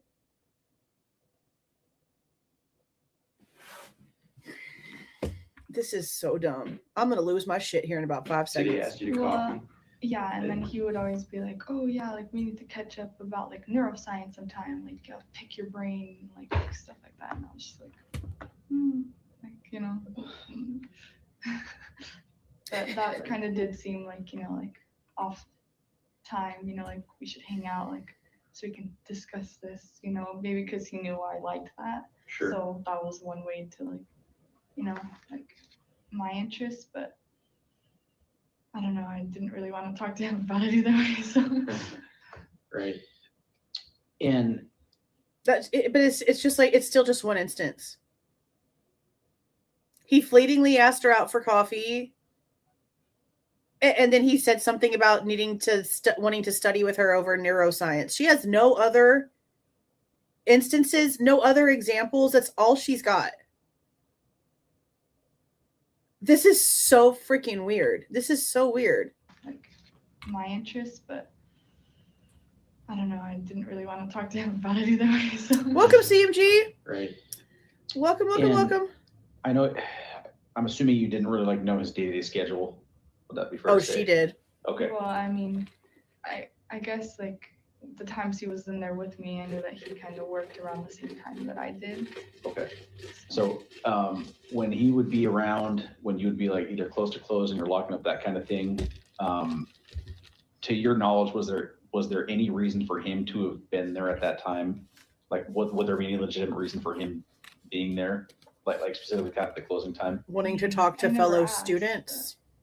I mean, they have I mean, access damn. to their offices, like whenever, you know, like they have a key to their office. They can go to their office anytime they need to do something. So even if he wasn't like on the clock working, you know, like maybe there was a reason he needed to go in his office, you know, like something I can't really question. Okay. You know what I mean? Sure. So But you're on the second floor, right? I'm on the first floor. But yeah, the ground. For real, like this, So there's like really nothing at all to any of these stories. You can sort of tell by the way the questions are being asked that the cops are like, to this information. And this interview is longer than the majority of the close friend interviews that we've listened to. Isn't that crazy as shit? Crazy. to kind of back his question, is there anything on your floor? No, just to socialize, come in there, you Right. know, like Okay. it was just like he was there for no reason. That's why we had to have a talk with him, you know, that's not Right. appropriate. Okay. But also I would see him around campus a lot, like especially later at night. Like he would just be here, like he would stay here pretty late. I remember one time Working? I don't remember what we were doing, but I had my lab at like 7 p.m. and I didn't get home until 10. I would see him sometimes still like just chilling outside like of the building. By himself? Yeah, most of the time he was just by himself, and I would always be like, oh look, it's a creepy guy like that asked me for coffee. Like Oh, look, it's the creepy guy that asked me for coffee. Why did you have to point it out? Why can't you just shut the hell up and go on about your business and ignore the fact he's there? I don't like this girl. By himself? yeah, most of the time he was just by himself, and I would always be like, oh look, it's a creepy guy like that asked me for coffee. Like Did you ever see him with friends or a group of people or no, no? he's very Did he ever talk about any of his friends or no? She never gave him a chance. So, as part of your work is is that right? How many? This is like a ballpark. How many students do you think you interacted with over the course of the semester? Like 50, 500, without like just any kind of rough number. Oh, well, on the list of people that we, you know, have, there's probably only like 50 of like the master's and PhD students together. Mhm. So I think I've probably interacted with like maybe 20 of them, you know, like ones that especially worked as a TA in the office too, you know, but there'd be sometimes like the students would actually come in, like Nate and her brother, and then Shaw, he would be there a lot, but he also was a TA. He was, but I think, yeah, like only 2 or 3, 5 maybe, like actually students that didn't work there, I talked to. Even I guess even students that were there as part of like their work too. Yeah, that one 20 probably. But Okay. just normal students that don't work there that I've never really seen before, only like heard their names in files and stuff. Like probably 5 Okay. the most. Did any of those people ever make you feel like the way Bryan makes you feel? No. Or would you describe any of them ever make you feel uncomfortable, awkward, or anything other than like professional or the context of your work or studies?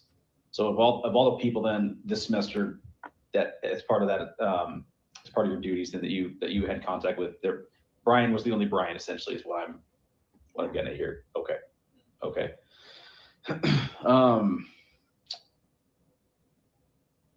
Did the murders or the investigation ever come up when he was there after the murders happened? Was that ever a conversation topic, or was that ever a conversation he happened to walk in on?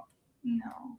I just remember Danielle asking me how I was doing with it, and that was kind of all we really talked about the whole thing, Okay. So it wasn't like you guys didn't discuss it in the office and like come up with theories, and because it seems like everybody, like, has kind of done that to some extent. I mean, no, I think that's not like really work conversation, It's not really, but it seems like it's kind of But now shattered over a lot of stuff, it should have been, but no, it wasn't. I feel like I try to keep it professional, like Sure, there's totally. there's a lot of like little things, we talk about, especially if it's, affecting like my mental, physical being, and obviously that's a conversation I need to have with my bosses, like the moving out situation, for example. Sure. Because it could also affect like my work and how I'm, doing as a person, so I feel like, but they would ask me, they were like, are you okay? Like, you look like you need to talk, like we're always here for you. And they always have been there for me, like even just with like telling me I need like I should, have like that support with them too, like like they always give me that support if I ever This need is it. stupid. If there's any way they can accommodate to me, like they always have. So they've always made me feel very comfortable and like to go to them if I like need any support or anything, just This is dumb. too. But that was never one of the topics part of. Okay. Well, it sounds like an awesome spot to work. Sounds like it. Did she just say that this was never one of the topics? We're going to have to listen to her ridiculously incoherent rambling of nonsense of nothing all over again, because I don't know what the hell she's even trying to say here. She can't even put a damn coherent sentence out in this statement. So let's one more time, because all I heard at the end of that was this, but it was never one of the topics, meaning that for all the help that they wanted to give you and for everything they said that they thought that you needed to talk about, the stuff with Bryan was never brought up. That's what I just heard. So let's re-listen. The frick did she just say? My God. Thing,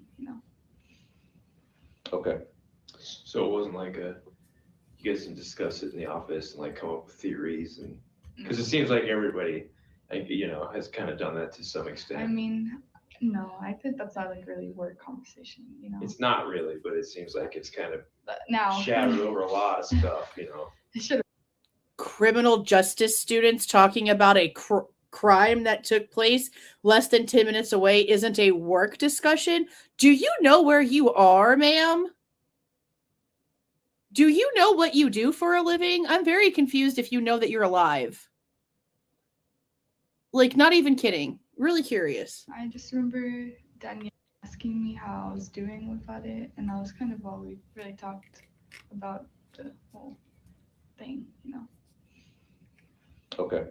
So it wasn't like you guys didn't discuss it in the office and like come up with theories, and because it seems like everybody, like, has kind of done that to some extent. I mean, But see, the other version of this that we heard was that they did talk about it, but as soon as the crimes got brought up, Kohberger, that was normally super talkative, would just stop talking and not answer any questions. And now she's like, "Oh yeah, we never even talked about it, even though we're criminal justice majors, even though we're here studying crime. It's not a work topic." This girl is dumb. I don't think she's sentient. She's an NPC. This is the epitome of what an NPC human is. Like, seriously. How I was doing without it. And This is horrible. Really talked about the whole thing, you know. Okay. So it wasn't like you guys can discuss it in the office and like come up with theories, and because it seems like everybody. I'm not sorry. Has kind of done that to some extent. I mean, no, I think that's not like really work conversation, you know. It's not really, but it is like though. It's kind of now shadowed over a lot. That's crazy. Stuff, you know. It should have been, but no, it wasn't. I feel like I try to keep it professional, you know. Sure. There's a lot of like little things, you know, we talk about, especially if it's, you know, affecting like my mental, physical being, you know, and obviously that's a conversation I need to have with my boss. Is like the moving out situation, you know, for example. Sure. Because it could also affect like my work and how I'm, you know, doing as a person, you know. So I feel like, but they would ask me, they were like, you know, "Are you okay? Like, you know, you look like you need to talk. Like, we're always here for you." And they always have been there for me, you know, like even just with like telling me I need like I should, you know, have like that support with them too. Like, you know, like they always give me that support if I ever need it. Like if there's any way they can accommodate to me, like they always have. So they've always made me feel very comfortable and like to go to them if I like need any support or anything, you know, just someone to talk to. But that was never one of the topics brought up. But Kohberger was never one of the topics that the school brought up for how they thought they could assist me. Kohberger was never one of the topics brought up that I needed help with at the school. So did you ever actually file complaints or talk to anybody about anything? Because if this was something in your file, you think it'd be like top thing. This whole statement of incoherentness is so weird. You know, like even just with like telling me I need like I should, you know, have like that support with them too. Like, you know, like they always give me that support if I ever need it. Like if there's any way they can accommodate to me, like they always have. So they've always made me feel very comfortable and like to go to them if I like need any support or anything, you know, just someone to talk to. But that was never same shit all over again. Okay. Well, it sounds like an awesome spot to work. It sounds like everybody cares about you. Oh, it's such an awesome spot to work. Why do you think this happened? Just what's your thoughts on it? What happened? That the murders happened. I mean, I don't know. I've heard that, you know, like he might have tried to pursue the girls and they kind of blew up at him. And, nope. You know, he took that rejection and turned it into something a lot further than it had to be. So then she wants to think that so she can have a survival story. Oh my God, he was trying to pursue me. It could have been me, is what I hear here. I knew there was a motive. And, you know, he took that rejection and turned it into something a lot further than it had to be. That's what it seems like. So then, I don't know, maybe that's just my way of thinking about it because I also rejected him. You know, he also tried to, see, you know, but I was nice about it. That's the only thing I can really think about. Like, I was a nice rejecter and the girls that died were bitches, is what she just said. I rejected him nicely, but the girls he killed were bitches to him when they rejected him. That's why it happened. That's what she just said. Okay, that's what she just said. This girl's crazy. Oh my God. Murders happened. I mean, don't know. I've heard that,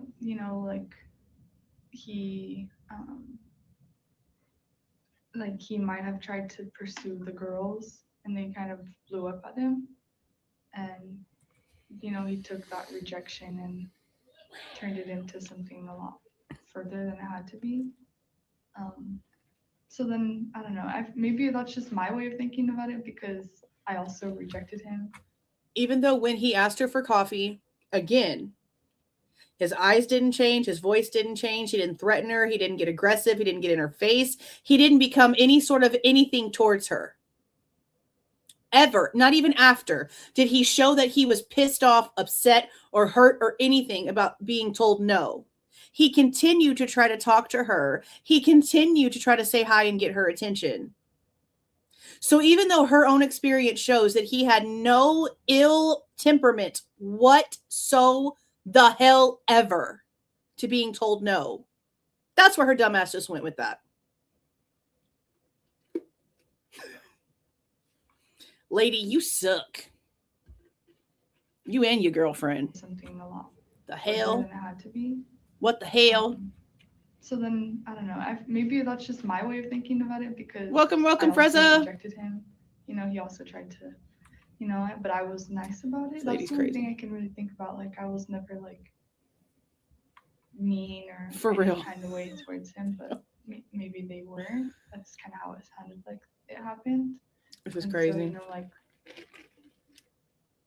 I don't know, that could have been something that It's obvious you don't know, babe. really saved me, not reacting See? like that towards him.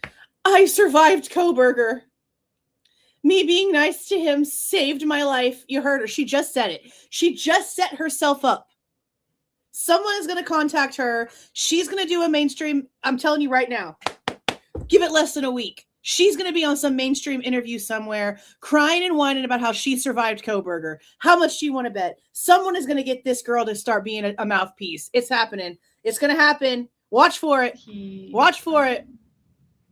Oh, man. Like he might have tried to pursue the girls and they kind of blew up at him. And, he took that rejection and turned it into something. Probably already. Yeah, probably. Further than it had to be.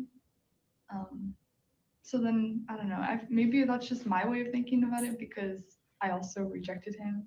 He also tried to, but I was nice about it. That's the only thing I can really think about. Like, I was never, like, mean or any kind of way towards him, but maybe they were. That's kind of how it sounded like it happened. Ooh, and so, like, I don't know. I reject this that whole could have been interview. something No that shit. ultimately saved me, See? not reacting like that towards him, keeping my... It ultimately saved me. This is so crackadoodle, bro. Oh my God. I don't know. Mind you, her chick is sitting right there. I can promise you this. I don't care. I don't care. If her chick was not sitting there, it probably wouldn't be, oh, he was hovering over my shoulder and the professor walked in. It probably would have been, we were having a conversation and the professor walked in and he got up and left real quick because they don't get along. This girl, bro. The way towards him, but maybe they were. That's kind of how it sounded like it happened. And so, like, I don't know, that could have been something that ultimately saved me, not reacting like that towards him, keeping my cool composition throughout everything. But I cannot believe she just said that out I loud. don't know. I mean, to me, it doesn't really make sense. Like, a good normal person wouldn't really do that, like, that doesn't really give enough of a reason to me to kill someone. Not that it's ever justifiable, but it just seems very,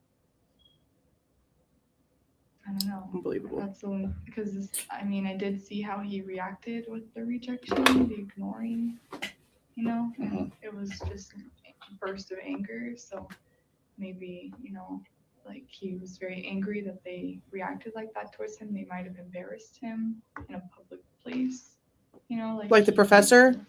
Get back at them. I don't know.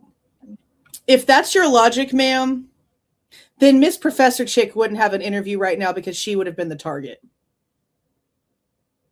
Because she publicly humiliated Bryan in front of the classroom constantly, while also, again, just like Snyder, treating him like a piece of furniture and not allowing him to participate. So if that's your logic, I think the professor would have been the one, don't you think? She's just assuming all kinds of crazy shit. There is no connections whatsoever. I really wonder if this chick has been keeping up with the case and she realizes how ignorant she sounded. Now that facts have come out. Not the mainstream bullshit, everything else, but the actual factual facts. This is crazy. This girl's just making up shit, bro. Unbelievable. With the rejection, the ignoring, you know, and it was just a burst of anger. So maybe, you know, like he was very angry that they reacted like that towards him. They might have embarrassed him. Mind you, the only time she's ever seen him upset, he simply made a face as he walked out of a room. That's it. That's what she said. He made a face as he walked out of the room. Ooh. Thank you for the 499, Kim. Maybe tonight we should go over our reports so our blood pressure doesn't spike again with the crazy movie. No, we're going to get it over with, bro. We're all going to go at some point. If it's because of that, F it. That's just how it was. This is just so freaking wild, bro. Oh, my God. It was she is crazy. Anger, so maybe, you know, like he was very angry that they reacted like that towards him. They might have embarrassed him in a public place. Just making up all kind of shit, bro. Get back at them. I don't know. In my head, that's kind of the way I was thinking about it. Okay. And just so I have this So right, crazy. I meant to clarify earlier, who specifically ignored him when he flipped his lid and stormed out? He made a face and walked out the room. He did not, you piece of shit police officer, flip his lid and storm out the room. She said he made a face and walked out. You piece of shit.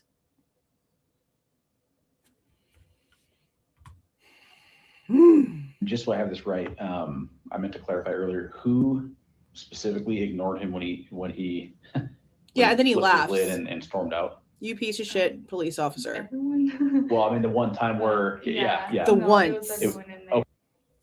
The one time he made a face and walked away. That he TAs for, so So, and this was in your guys' office? Yeah. I think, right? Mm-hmm. Okay.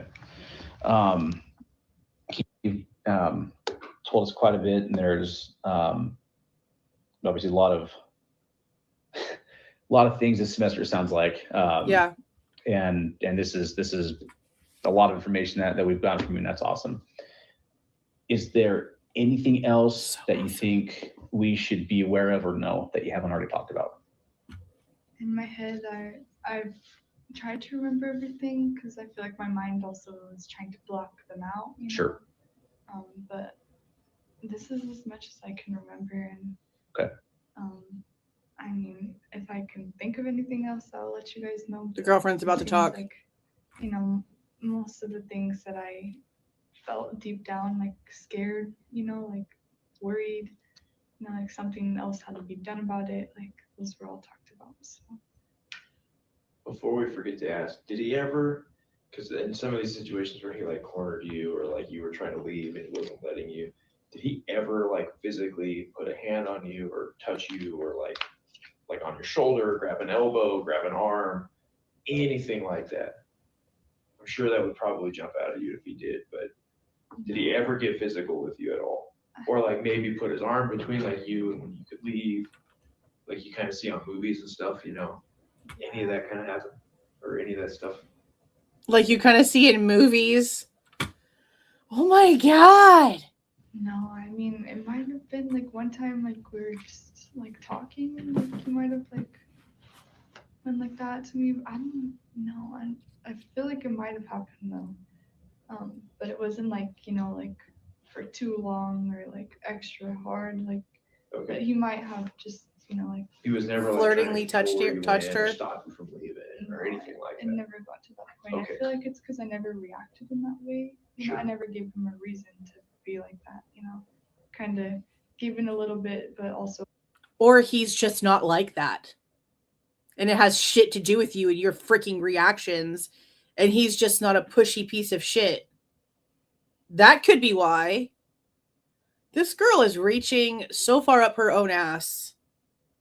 This is crazy. You know, like for too long or like extra hard, like that he might have just, you know, like. He was never like trying to control. Yeah, this is crazy. Or anything like that. This is wild. I feel like it's because I never reacted in that way. You know, I never gave him a reason to be like that, you know. Kind of gave in a little bit, but also avoided at all costs. Got it. You know. Okay. Compromise. With your girlfriend sitting there, I'm sure that's what you want everyone to believe. A reason to be like that, you know. Kind of gave in a little bit, but also avoided at all costs. Got it. You know. Okay. Compromise. Other than other names that we've already gone over, is there anybody else you think we should talk to about him or his behavior or anything like that? I mean, I don't know. Like I said, Dad had a lot of talks with him, like that would just go on for so long. So maybe she remembers some like little details like that about him because they actually did, you know, have those conversations. Sure. And then, because, you know, I hope that she's okay. Like he actually was very aggressive and rude towards her. PK So, Norton. you know, like I wonder how she's taking all this because he Like an actually did asshole. act like that towards her. Mhm. But to my knowledge, that's all that I know. Well, we'll definitely reach out, not only to you, but to the other names that we got from you. Did you know him at all? Me, no, but me personally, after, you know, because I was the girl that, you know, obviously she told all this to, and like I was there, and, like I didn't really know much, like I didn't think it was this bad. So I would. That's the girlfriend that saw Bryan when he was asking her out for coffee. And then the girl got in the car with her girlfriend, and the girlfriend probably said, "Who's that dude?" And the girlfriend started telling the other girlfriend about the coffee thing. And she probably threw a little possessive, jealous fit about a guy asking her girlfriend out for coffee, which is why she went to the office the next day and said something. That's probably exactly what happened here. You know, obviously she told all this to, and like I was there, and, like I didn't really know much, like I didn't think it was this bad. So I would not definitely bad. go and pick her You're up. not even like, as soon as listening. She started telling me that, and then she pointed him out one time when she was like, "That's him," and I turned, you know, and I barely got a glance at him, but like later on, like I didn't really pay like much attention to him, but I think I had contact with him one time, but like it was like a weird contact. Like it was like, you know, like how someone opens the door and like lets you go out. Mm-hmm. That's how it kind of went, and like I didn't really think about it much, but like then later, like he held the door open for you, and that was weird, you weirdo. What? Like later on, like I didn't really pay like much attention to him, but I think I had contact with him one time, but like it was like a weird contact. Like it was like, you know, like how someone opens the door and like lets you go out. Mm-hmm. That's how it kind of went, and like I didn't really think about it much, but like then later, like because it was just weird. I didn't even know like that didn't know that he held the fucking door open for you. He went to go open a door and saw someone either coming from behind him or you coming out, and he stepped aside and held the door open for you. What are you talking about? Oh my God, it's so weird. He was so nice. He was so nice, and he held the door open for me. And I didn't think anything about it at first, but now it's just so freaking weird, bro. It's so weird. He held the door open for me. Why would you do that, Bryan? Why would you hold the door open for me, Bryan? That's so weird. What the hell are we listening to? This is the dumbest, most ignorant bullshit. I think I had contact. Oh my with him God. one time, but like it was like a weird contact. Like it was like, you know, like how someone opens the door and like lets you go out. Oh. That's how it kind of went, and like I didn't really think about it much, but like then later, like because it was just weird. I didn't even know like that didn't know that he was gonna be involved in any of this. But then, because I've been keeping up with the case pretty like heavily, because I'm scared. Sure. So What a and mostly dumbass after what she woman. told me to, because Look, she can't even say why. Is this where she's gonna say it? Up with the case pretty like heavily because I'm scared. Sure. So, and mostly after what she told me to, because as soon as he came out like that it was him, I had contacted her and like I told her all about this stuff. What And stuff? now since I'm recalling like some past, like, because She just said she didn't know him, and that she saw him in passing once because he held a door open for her. What stuff are you talking about? It sounds like the majority of this shit wasn't even told to her until after the fact. Listen to how she says this. I barely got a glance at him, but like later on, like I didn't really pay like much attention to him, but I think I had contact For real with him one time, but like it was like a weird contact. Like it was like, you know, like how someone opens a door and like lets you go out. Mm-hmm. That's how it kind of went, and like I didn't really think about it much, but like Dumbass. then later, like, because it was just weird. I didn't even know like that didn't know that he was gonna be involved in any of this. But then, because I've been keeping up with the case pretty like heavily, because I'm scared. Sure. So, and mostly after what she told me to, This is because so stupid. as soon as he came out like that it was him, I had contacted her and like I told her all about this stuff.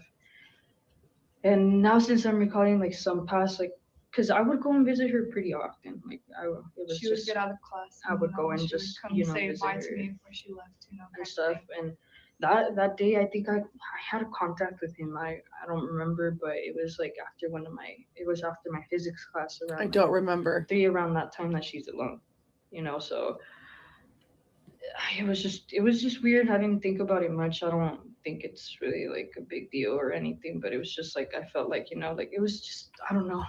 You stupid person, shut the fuck up and stop talking. She can't even get a sentence out. She's trying to say something so bad about an actual stranger. She has never had an actual interaction with Bryan. Him opening the door for her is not a freaking interaction. Miss me with the bullshit, all right? She is trying so hard to say something negative about a man that she has never met in her entire life, that has never harmed her, has never wronged her, has never even looked at her cross. And she is trying so hard to say something negative while saying she doesn't remember it, it's not very important. Shut the actual shit up.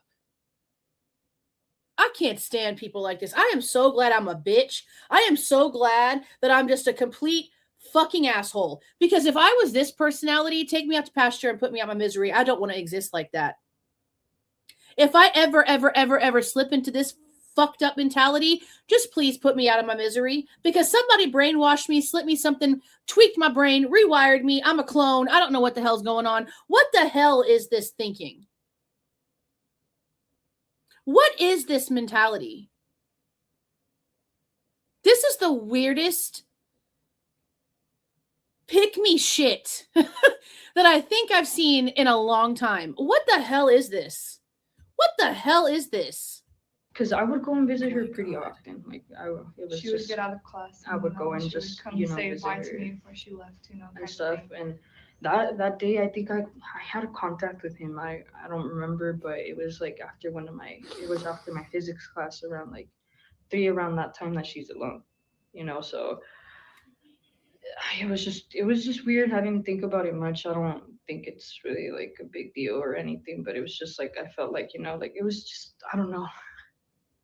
Something felt off is what Yeah. you're saying. Oh, Did he held the door open for me. Oh my Not god. necessarily, not anything. It was just him like opening the door. And Oh, okay. But Did it he was- recognize you at all? Like, did Freak. he know that you were her? Yeah. Okay, and do you think, It was a weird look though. it was like, it's because like his facial features, like how she's specifying, that I feel like that's what like got me that day. Like that's the only thing that I basically can recall about that day is His face? His prominent facial features? Or are you seeing the face that you saw on the news as you're recalling something that you actually don't remember happening like you just said? This chick is on crack. I don't give a damn. it's because like his facial Crack-a-doodle features, like do. how she's specifying. This is that I this feel is like that's dumb. what, like, got He me does that have a day, face. Like, Yeah. that's the only thing that I basically can This is recall about stupid. that day is okay, like the way that he looked at me, and like do you, Did it feel like it was intentional, like he was running into you on purpose? I don't think so. Okay. That's why I feel like I don't think it's like necessarily like Okay. on purpose. It was just More of like happenstance. it was a coincidence that it just. Okay. It was a coincidence that he held the door open for me like a complete gentleman who was raised right by his parents. Just a coincidence. But it was weird and it made me feel uncomfortable because he has a face. I hate these people, bro. I say again, I'm glad my daughter is not like this because we'd be having problems. This is crazy. Oh my God. Happened to be that I was also like leaving and like he was also leaving or something. He was going somewhere. Who cares? Are you a student here? Yeah. Okay. What are you going to school for?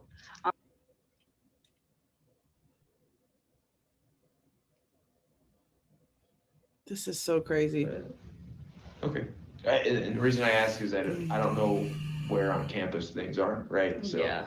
usually majors have their own like little areas and Yeah. stuff. Well, mine, I was coming up from I usually take the sketchy route.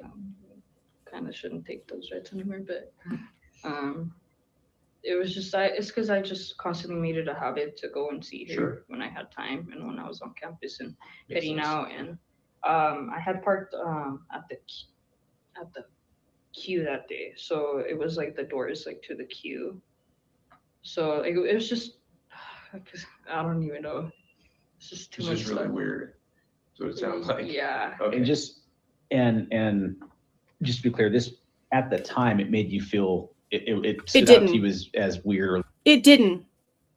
At the time, somebody holding the door open for this dumb bitch was not weird. It's only weird now.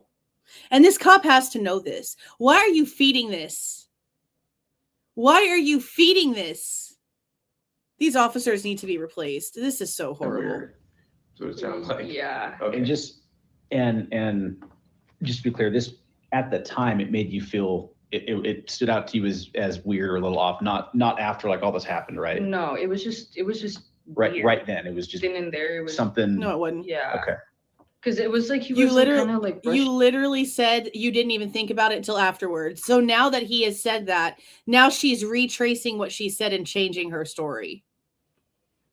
Oh man, I hate these interviews so much. Weird or a little off. Not after like all this happened, right? No, it was just right weird. right then. It was just then and there. It was something. Yeah. Okay.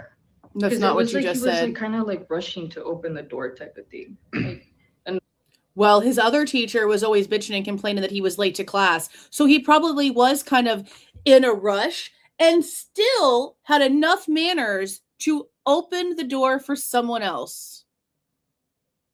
But let's complain about that. This is so stupid. normally, like me, 1 minute left. Because of physical traits I give off and stuff, I normally don't get that. So like that's why it kind of stood off to me. So because people aren't normally nice to you because you dress like a masculine lesbian, he's the bad guy for not profiling you like a real homophobe would. And instead of making you get your own door like a real homophobe would to somebody who looks like you, he was nice and respectable and didn't give a shit about how you looked and held the door open for you anyway. And you're holding that against him. Are you guys hearing what this psychopathic psycho is saying?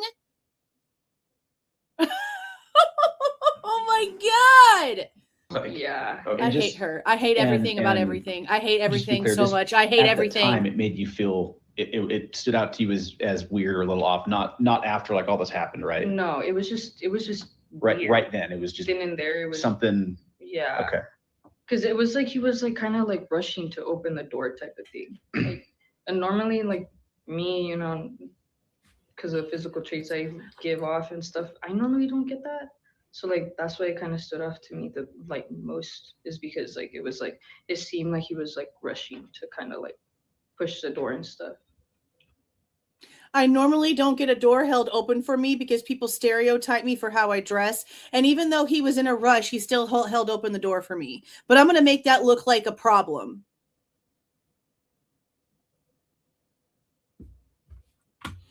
Because in that hallway, like it's like the first floor, so like the ground ground. I don't know. I don't really know the building. I get lost. Yeah, the ground. And then go up the upstairs. Yeah, It's driving me so like crazy. hers is like done like this way, you know, like closest to like more like the library way, not the cube Get off side. this damn interview. Yeah, so Always you in my know, mind. there's really nobody there. Like it was just like weird. Sometimes like people were in the.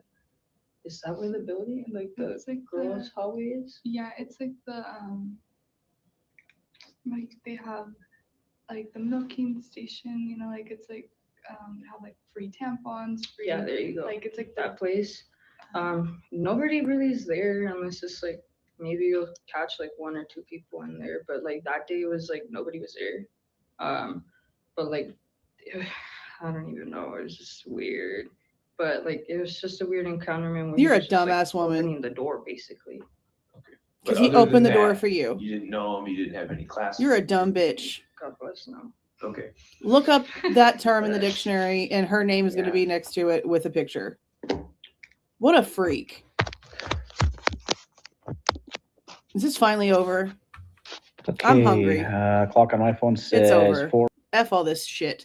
This woman, both of them are stupid, but especially the girlfriend. That girlfriend's a dumb bitch. I don't give a damn. You are officially labeled dumb bitch. You went on for 20 minutes about him holding the door open for you that you're not used to because you dress in a certain way that people look at you funny and they're never nice to you. So then the weird guy is nice to you and you're trying to throw him under the bus for it. No. Y'all are pathetic. Y'all belong together. Holy shit. This was dumb. And you stupid ass police officers. Why the hell are you interviewing this woman for over an hour with her romantic partner sitting in the room with her? While you're discussing a male that is flirting with her and trying to get her attention that she is discussing with you. Why in the shit would you have her romantic partner in the room with her? This is the dumbest investigation I think I've ever seen in my life, and it would be the dumbest investigation in the rest of history. I cannot believe how pathetic this was.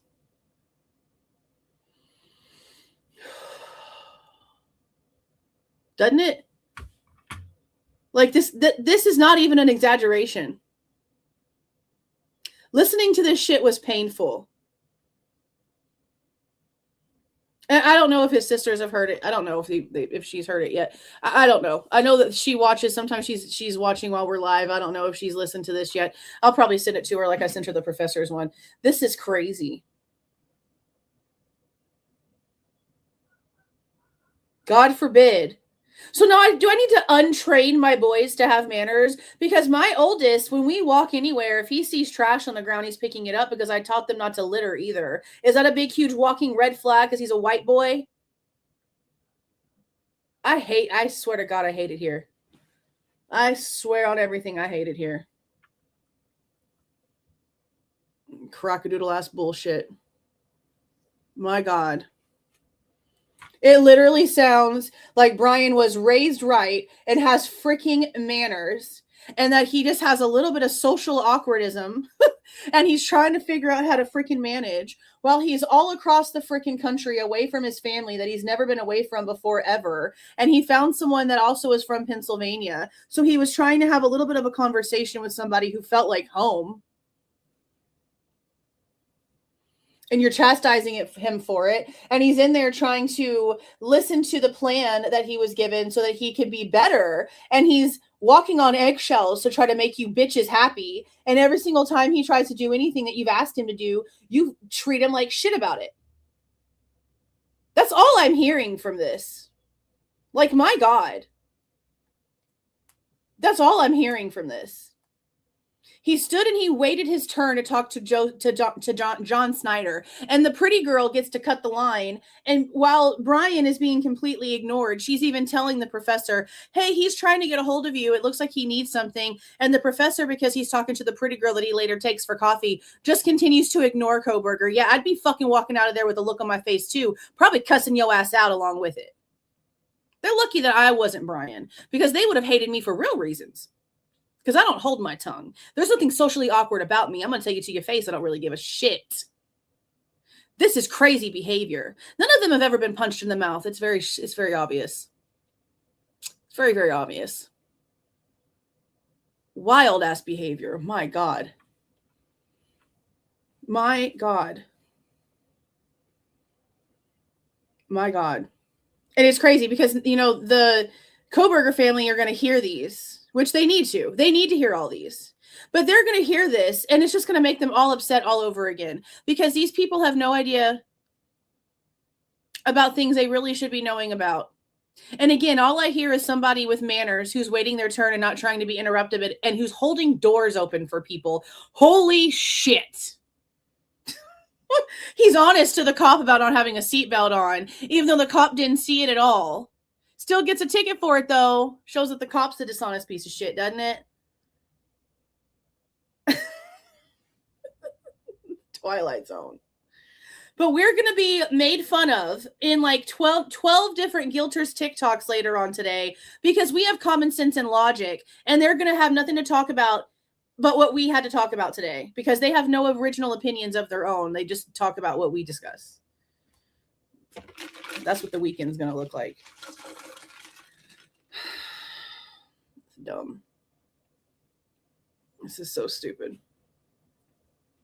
I mean, the other one did too. The way that freaking French professor talked. What a conceited ass bitch. She's literally trying to mold him into some sort of sexual violent predator so that she can have a case study all of her own is what she's trying to do. And then to be offended and think that his hatred of sex offenders was too extreme was also extremely telling about little Miss I'm a liar over there. Somebody needs to check her damn hard drives. For real, for real. My God. All right, I'm starving to death. I haven't eaten at all today. And I'm hyped up on caffeine and anger. So I need to go eat something. Don already had his food. Now me and Slade get to pick something. So I'm going to order whatever we are going to order for Fast Food Friday. We have not decided yet. And I'm going to sit down and watch TV with him for a little while. And then I'm going to be live to do a live reaction of the ID channel Catching Kohberger Boo-Boo that they put out today. I did pay the little fee for the Ada County FOIA request that I put in, but they haven't sent me any documentation yet. It's already past 5 o'clock here, whatever time it is over there. I guess they still have a couple of hours. So if some transcript stuff releases or something else releases officially in the case, we'll go over that. If not, we are going to go over the episode tonight. Over the weekend, we'll try to catch up on some more interviews and do at least 1 or 2 of the expert reports over the weekend, just so that we can keep up with that too. But we just need to get this documentary episode over with so that whatever's wrong in it, we can go ahead and figure out what's wrong in it now and maybe try to get a little bit of common sense out there before the wrong information spreads too fast. But unfortunately, the wrong information is always coming from sources that have further webs than I do or anyone else here that's speaking from facts. So it's really difficult to get out ahead of it and only maybe touch about 12% of what it needs to be. So it's not for nothing, but it's not really doing what it needs to do either. But here we, continue. Here we continue. So I'm going to go ahead and jump off of here. Thank you so much for all the little jewels and the new members and the super stickers and the super chats. I appreciate you guys, especially for coming in here and sitting in here with me for almost 4 hours. Listening to all this crazy mess. I can't believe these psychos. God forbid a man hold a door open for a woman ever again. Again, I very much feel bad for my boys because they're walking into this world, especially my 17-year-old here soon, walking into this world with already this huge just weight on them that they don't deserve because they didn't do shit to deserve it at all and for nothing. It's a dumb little assholes like what we just listened to. Ugh, this pisses me off. All right, you guys, I'll be back in a few hours. Have a great rest of your day. If I don't see you later, stop. I pressed it too much. It's pressed the wrong button. If I don't see you later, I will see you tomorrow. Try to have a great rest of your evening, but I will be back later on tonight. Keep your bells on. You will see me soon. Thank you for the 2, Del Mendez from Brazil. That's awesome. Thank you so much. Thank you for coming in here. See, I told you guys. We have people from Australia, people from over in the UK. We have people from Russia. We have people from Germany. We have people from Spain. We have people from Chile. We have people from Venezuela. We have people from Brazil. We have people from Argentina. We have people from everywhere looking at this case. Africa, literally everywhere. This is a worldwide situation. It's so sad. So sad. But I'll see you guys in a little bit. Try to have a great rest of your Friday. See y'all.